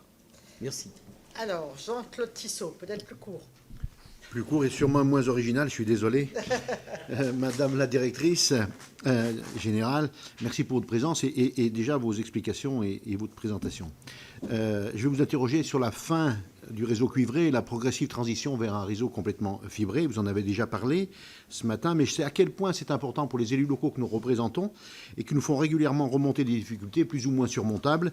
Et à vous entendre ce matin, j'ai l'impression que tout se passe bien dans le meilleur des mondes, donc j'ai un peu quelques inquiétudes. Et pour avoir échangé récemment avec des gens de chez vous, des responsables locaux d'Orange, je comprends bien entendu les obstacles qui se dressent sur votre route quant aux travaux dans le cadre de cette transition, entre les riverains qui ne souhaitent pas que les câbles passent sur leur terrain, les difficultés liées à la topographie, aux immeubles dans les villes, etc. Mais en fait, on s'aperçoit que tout a un prix et que chaque difficulté est surmontable du moment où on y met justement le prix. Et moi, je dirais presque le prix supplémentaire. Donc, je voulais savoir quelle était l'enveloppe prévue par le groupe Orange pour surmonter ces obstacles, plutôt très territoriaux. Et par ailleurs, c'est l'objet de ma seconde question, toujours lors d'échanges avec les personnes du groupe Orange, on m'a indiqué que le coût de l'entretien du réseau cuivré s'élevait à 500 millions d'euros. Vous nous dites ce matin qu'il y a 800 millions d'euros de marge en moins parce qu'on supprime le cuivre. Donc en fait, est-ce que vous avez chiffré, j'imagine que oui, le coût et l'entretien du réseau fibré? Est-ce qu'il y a une enveloppe supplémentaire? Parce que l'effet ciseau va être fatal. Et j'ai une marotte aussi, chaque fois qu'on auditionne des gens des communications, l'ARCEP en particulier, je les interroge sur l'entretien et la maintenance catastrophique des fameux poteaux. On est tous ici des élus locaux, et si on pouvait compter, soit par canton, soit par département ou intercommunalité, le nombre de poteaux qui est penché, cassé, tordu, etc., on peut être inquiet si une enveloppe supplémentaire n'est pas affectée au déploiement de la fibre. Voilà, mes questions très simples. Madame la directrice générale, pour ces questions très pratico-pratiques, certaines. Alors, des questions toutes essentielles, évidemment. Alors, le sujet des cyberattaques et de la cyberdéfense, et alors, c'est pas moi qui le dis, hein, c'est le dernier rapport de l'ANSSI, qui explicitement cite les réseaux télécoms comme étant la cible, évidemment, pour attaquer soit les entreprises, soit les administrations. Et donc, alors, c'est pas nouveau, mais évidemment, ça ne va pas en ralentissant. Et ce que l'intelligence artificielle apporte en outil de défense, évidemment, est démultiplié pour les attaquants qui, du coup, ont une capacité exponentielle de tester des failles. Et malheureusement, on vit dans un monde où l'attaquant, il suffit qu'il ait raison une fois pour réussir, là où nous, il faut qu'on protège dans 100% des cas. Donc, de toute façon, l'attaque, on vit dans un monde déséquilibré. Orange Cyberdéfense, d'ailleurs, a été créé il y a maintenant plus de 10 ans par cette conviction que ce que l'on devait mettre en œuvre pour nos réseaux, on devait aussi le proposer comme service à nos clients entreprises. Et on a fêté récemment les 10 ans d'Orange Cyberdéfense. Et donc, on investit beaucoup. Je le rappelais, 3000 collaborateurs qui servent à la fois, bien sûr, nos clients Orange Cyberdéfense, mais qui sont aussi au service de la protection de nos infrastructures et de nos équipes. Alors, on a aussi des équipes dédiées, en plus, dans nos différents opérateurs dans tous les pays du groupe. Sans vous détailler, et de toute façon, on communique en permanence avec l'ANSSI quand il y a des attaques, on a par nature, par nos réseaux télécoms, une visibilité en temps réel sur l'évolution des attaques et par nos clients entreprises. Donc tous les jours, mais tous les jours, enfin toutes les secondes, en permanence, les réseaux sont évidemment screenés, testés. On a eu quelques attaques cyber, alors soit qui donnent lieu à de la fuite de données, on a déclaré, on a eu le cas en Roumanie ou en Belgique, ça a été communiqué. On a eu un cas c'était l'été 2025, d'une attaque cyber qui a eu pour conséquence en fait qu'on a coupé des services de télévision pendant 48 heures pour éviter la propagation d'une attaque. Donc notre enjeu, c'est évidemment d'éviter les attaques, mais notre priorité absolue, c'est de les détecter tout de suite pour pouvoir limiter la propagation. Et donc ça, c'est ce que l'on fait en permanence. Et donc on a évidemment des plans pour réduire les vulnérabilités, pour mettre à jour évidemment nos systèmes d'information. Donc ça, c'est à la fois des investissements et beaucoup de temps de travail pour nos équipes. Mais de plus en plus, de toute façon, on sait qu'on est attaqué, on sait qu'on sera attaqué. Donc l'enjeu, c'est de réagir très très vite. Et dans ce rôle-là, évidemment, Orange Cyberdéfense accompagne les clients entreprises, puisqu'on voit souvent, on a d'ailleurs financé un film qui est parti d'une histoire vraie d'une PME du Sud-Ouest qui avait été attaquée et qui a ensuite généré, pour montrer qu'une attaque, elle part parfois d'une petite entreprise et elle ensuite génère des dommages qui sont colossaux et qui arrivent partout dans le monde. Et donc, je vous invite, si vous ne l'avez pas vu, en tout cas on vous le diffusera. Ce film est évidemment à voir sur YouTube et enfin sur les réseaux sociaux, et on le diffuse et dans les régions aussi, parce que notre enjeu désormais, au-delà des régulations, c'est de l'éducation pour les petites entreprises. Les grandes entreprises se protègent, elles ont investi, elles investissent.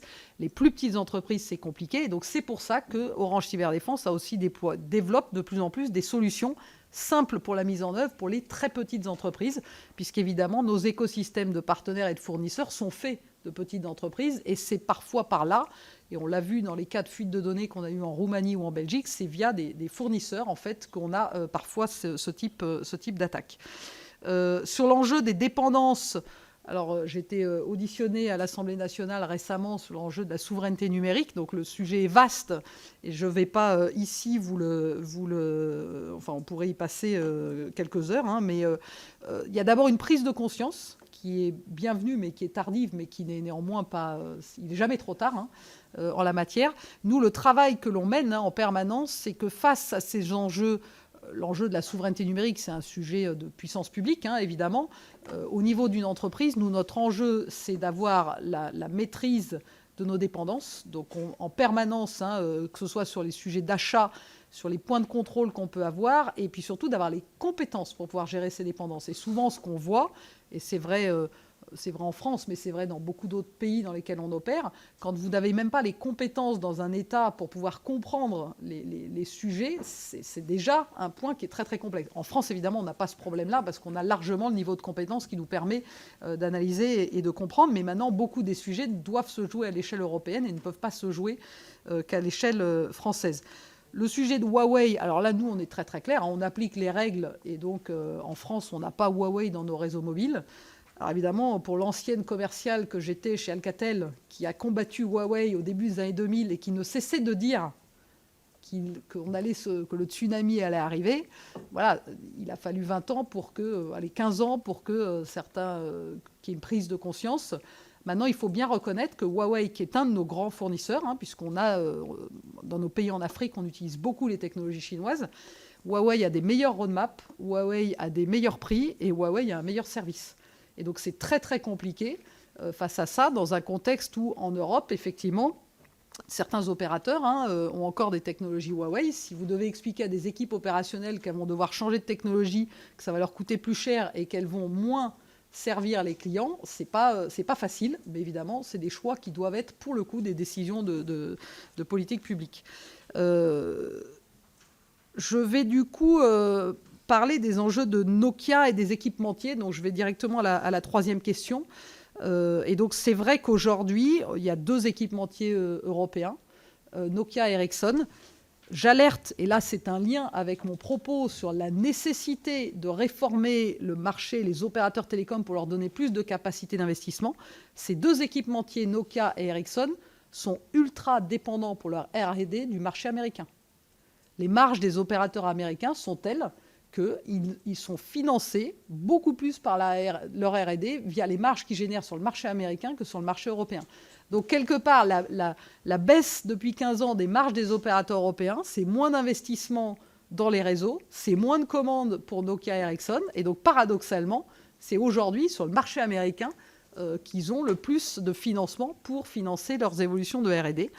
Et donc, voilà, on peut le regretter, mais c'est un fait, et ça ne changera pas du jour au lendemain. Mais évidemment, on est tous là pour essayer de redresser. Et quand on appelle à la consolidation du marché européen, c'est aussi pour aller dans ce sens-là. On travaille beaucoup avec Nokia et Ericsson, évidemment, donc on n'a pas de problème. Et notre réseau mobile en France, on a Nokia et Ericsson, voilà, ça fonctionne très bien. Alors, il y a parfois des pannes, voilà. Mais, sur la question de la trajectoire décarbonation, donc notre objectif de neutralité carbone à horizon 2040, il passe par une étape 2030 de moins 45%, qui paradoxalement, quand on regarde notre trajectoire, veut dire qu'il va falloir faire beaucoup plus en Europe, parce que sur le continent africain, on a une empreinte carbone qui augmente, parce qu'on a beaucoup de croissance, parce qu'on continue à construire des réseaux mobiles, et parce qu'évidemment, on s'interdit de bloquer la croissance pour nos populations et nos clients en Afrique sous prétexte qu'on aurait pris des engagements qu'on n'arriverait pas à tenir en Europe. Donc on a une ambition qui est bien au-delà des moins 45% à horizon 2030 en Europe.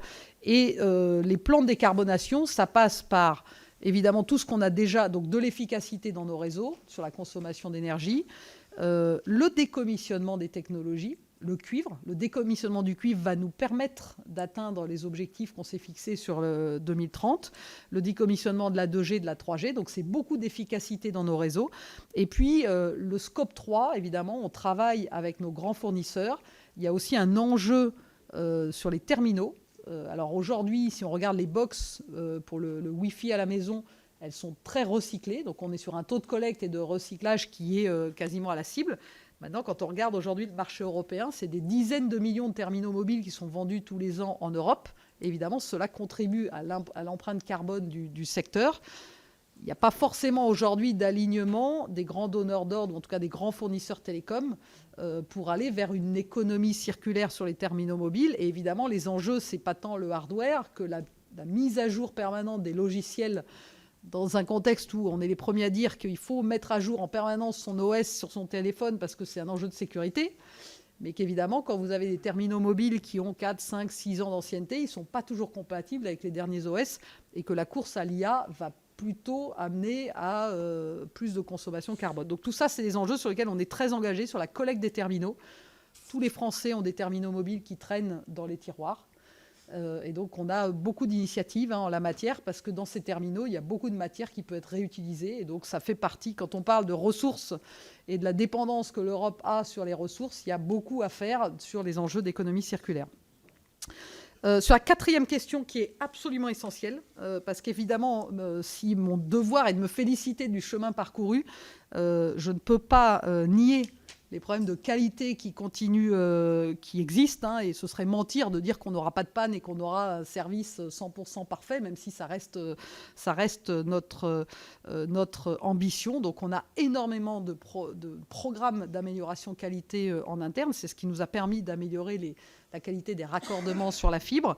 Mais il y a encore évidemment des problèmes, alors liés soit au changement climatique avec les événements extrêmes, soit juste liés à la vie de nos réseaux dans les territoires. Et donc, évidemment, les poteaux, la fibre qui peut être arrachée ou coupée quand il y a des travaux de génie civil.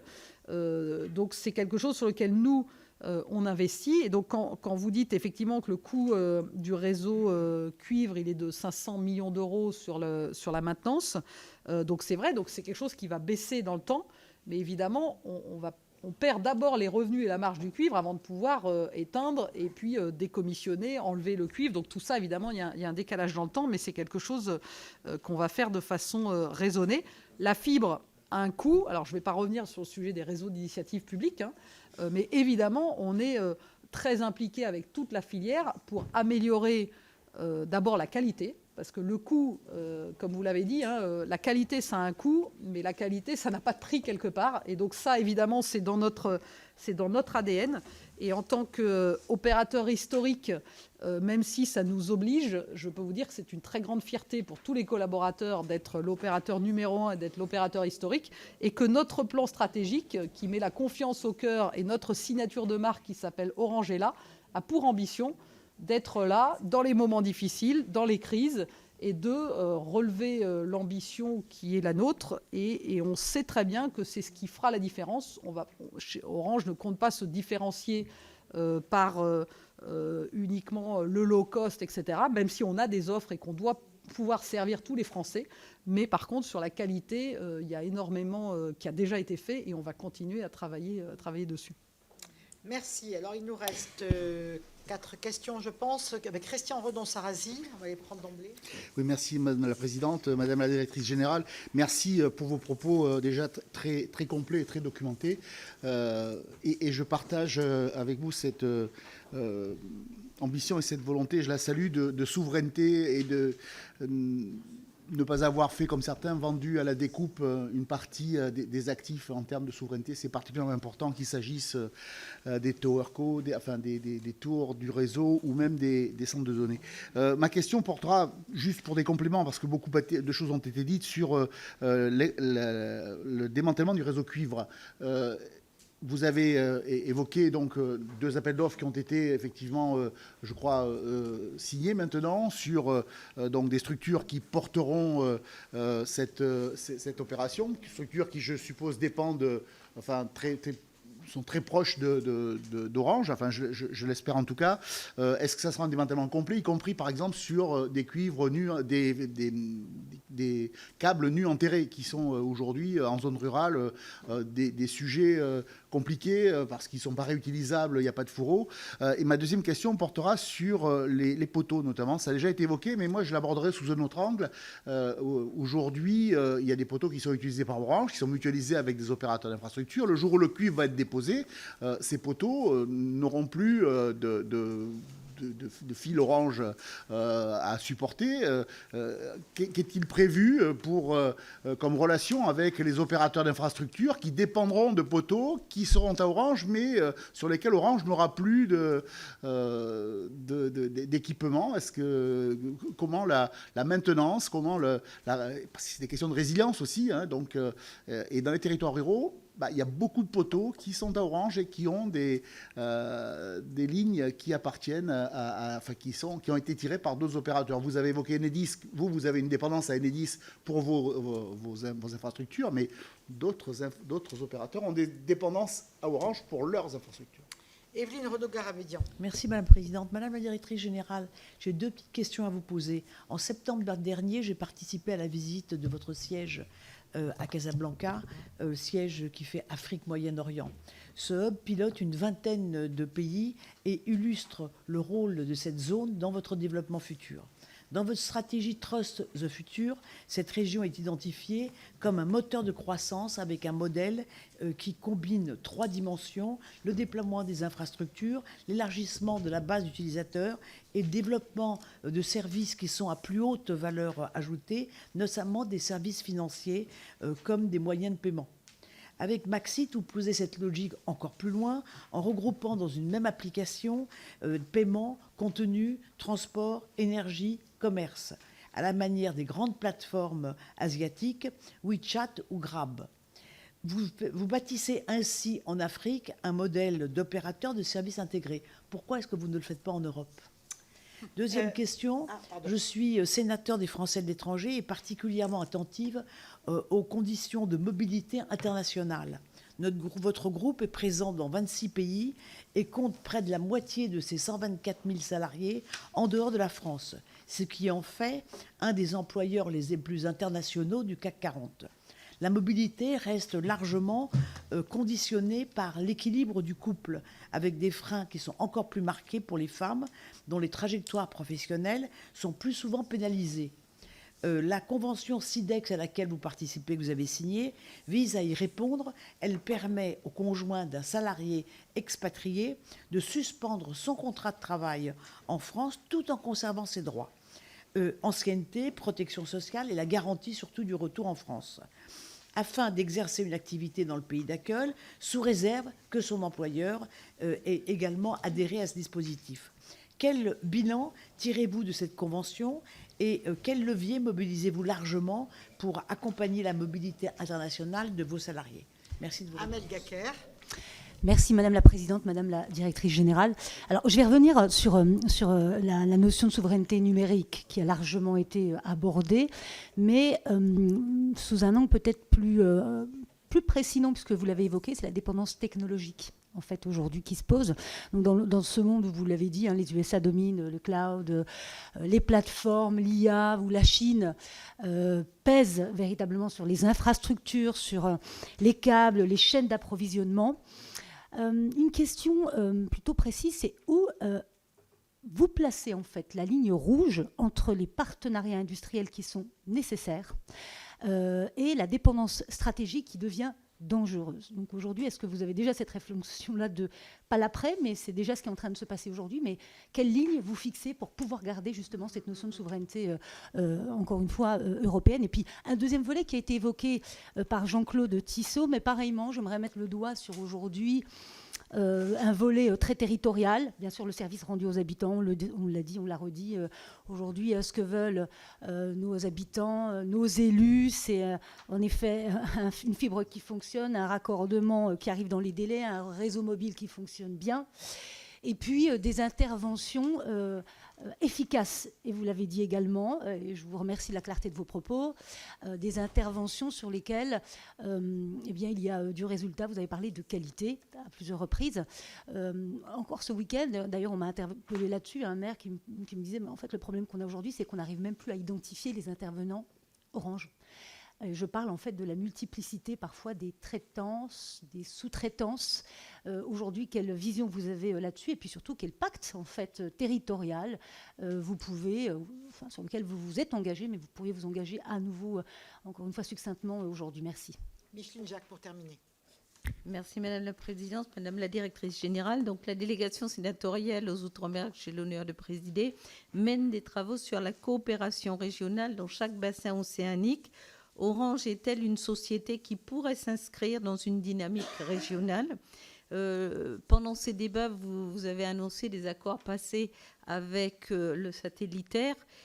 Avez-vous songé aux territoires isolés, notamment je pense à la Polynésie, une centaine d'îles réparties sur une surface aussi grande que l'Europe, donc difficile de passer par le câble, et ces territoires s'orientent vers des sociétés américaines. Donc Orange a-t-elle prévu un marché sous cet angle-là?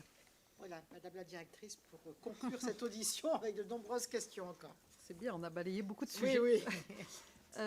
Alors d'abord sur la question évidemment de la souveraineté des infrastructures et du démantèlement réseau cuivre et des poteaux. Alors sur le démantèlement, la dépose du cuivre, donc on a effectivement choisi 2 sous-traitants. C'est évidemment d'abord une activité qui va s'étaler dans le temps puisque c'est nous qui sommes le donneur d'ordre. C'est une dépose qui sera progressive. On n'a pas vocation... alors d'abord notre enjeu numéro 1, c'est de récolter et d'enlever le cuivre avant qu'on se le fasse voler. Donc il y a un énorme enjeu de sécurisation. Alors le pire étant la sécurité. Quand il n'y a plus de clients connectés, ça, c'est un enjeu économique, mais quand il y a en plus des clients connectés, évidemment, il y a des enjeux de continuité qui sont essentiels.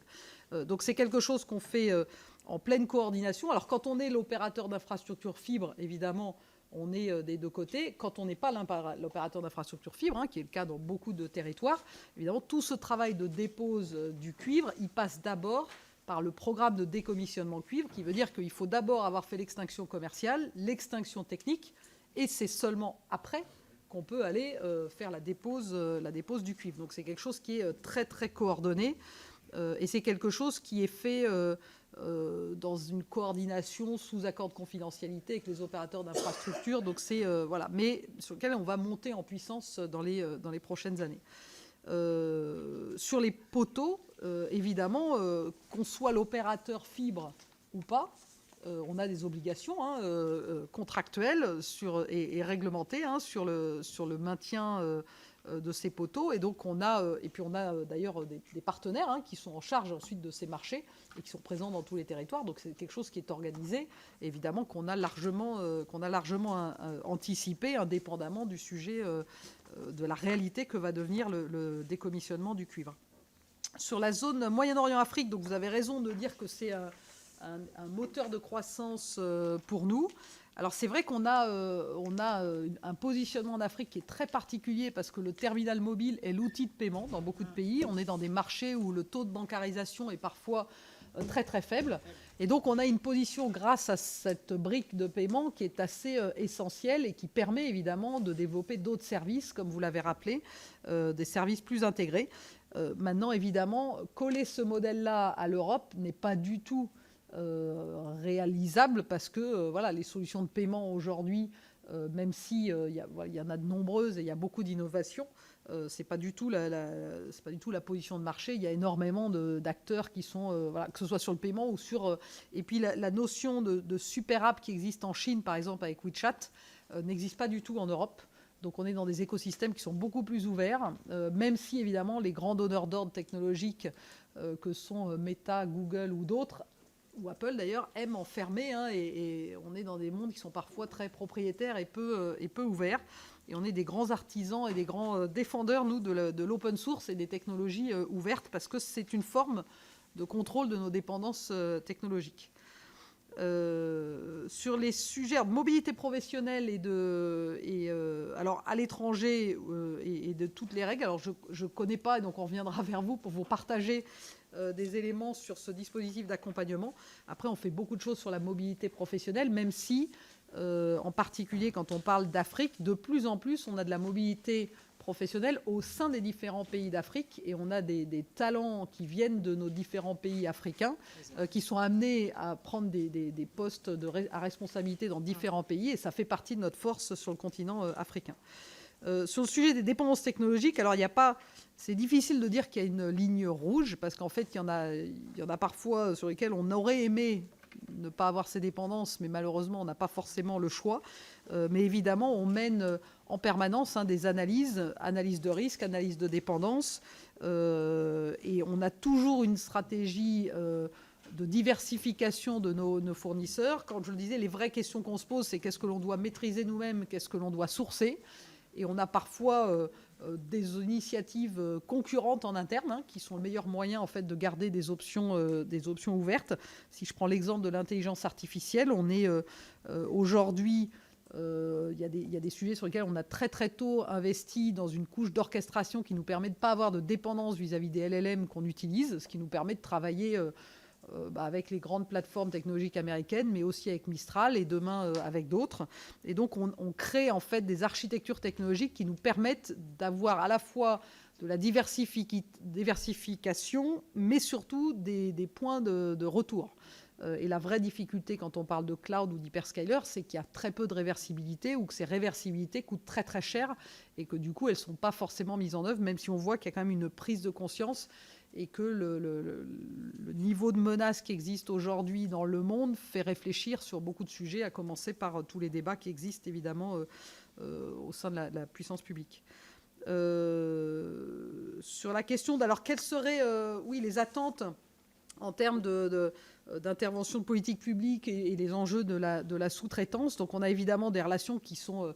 nos partenaires sous-traitants sont essentiels à notre activité. Donc c'est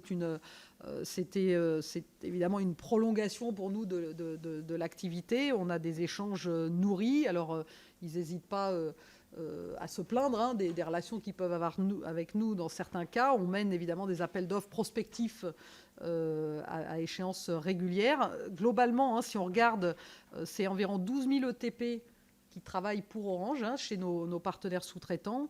Et pour nous, c'est une dépense annuelle d'environ 1 milliard d'euros. Donc c'est évidemment des sommes qui sont colossales. Et on travaille beaucoup sur les enjeux. On a beaucoup travaillé sur la qualité, sur la formation. Et puis on travaille beaucoup sur les enjeux de sécurité aussi. sécurité des interventions sur le terrain, dans des zones évidemment, et avec malheureusement parfois des accidents encore. Et donc on est très très intégré sur ces sujets-là. Les enjeux après de la visibilité, nous on travaille beaucoup. Et la nouvelle organisation qu'on a mise en place chez Orange France va nous permettre aussi d'avoir une vision beaucoup plus intégrée de l'activité. On avait parfois des activités où on avait des techniciens chez nous qui n'étaient pas complètement chargés, là où on avait des sous-traitants qui se plaignaient d'avoir trop, etc. Donc on a beaucoup simplifié notre modèle d'organisation pour s'assurer que on ne morcelle pas trop les activités et qu'on ait plus de valeur ajoutée, que ce soit d'ailleurs pour nos collaborateurs ou pour nos partenaires sous-traitants. Alors sur la question de l'insularité et des îles, alors je n'ai pas connaissance de nos plans spécifiques pour la Polynésie, donc je vais éviter de vous dire quelque chose qui ne serait pas correct, mais on va regarder. Par contre, il n'y a aucun doute, on parlait de Mayotte et du satellite, il n'y a aucun doute sur le fait que le satellite est une solution très complémentaire des réseaux terrestres pour les îles, et que donc ça rejoint les discussions qu'on a eues avant sur les enjeux à la fois de non-dépendance et puis de souveraineté aussi. Mais on a aujourd'hui, nous, des îles qui sont connectées en backhaul satellite. Ceci dit, le satellite n'a pas la capacité de trafic des câbles sous-marins. Et donc, c'est pour ça qu'on continue à multiplier les câbles sous-marins qui atterrissent dans les différentes îles des départements et territoires d'outre-mer, parce que le satellite n'a pas du tout le niveau, enfin, en termes de coût et de capacité de débit, ça, c'est juste pas comparable. Donc, on a besoin des deux pour pouvoir bien servir ces territoires. Un grand merci, Madame la Directrice Générale. Vous nous avez consacré plus de 2 heures d'intervention. Vous avez été très complète, très convaincante. En tout cas, dans vos propos, on sent effectivement cette volonté de continuer à agir et à continuer à faire en sorte qu'on soit fier d'Orange, voilà, à travers le monde. Merci de nous avoir consacré tout ce moment. Et puis, je pense qu'on aura différentes occasions. En tout cas, vous avez pu vous en rendre compte que le Sénat est très intéressé et très en première ligne sur ces sujets, que ce soit au niveau territorial, au niveau national et international. Merci encore. Bonne continuation à vous.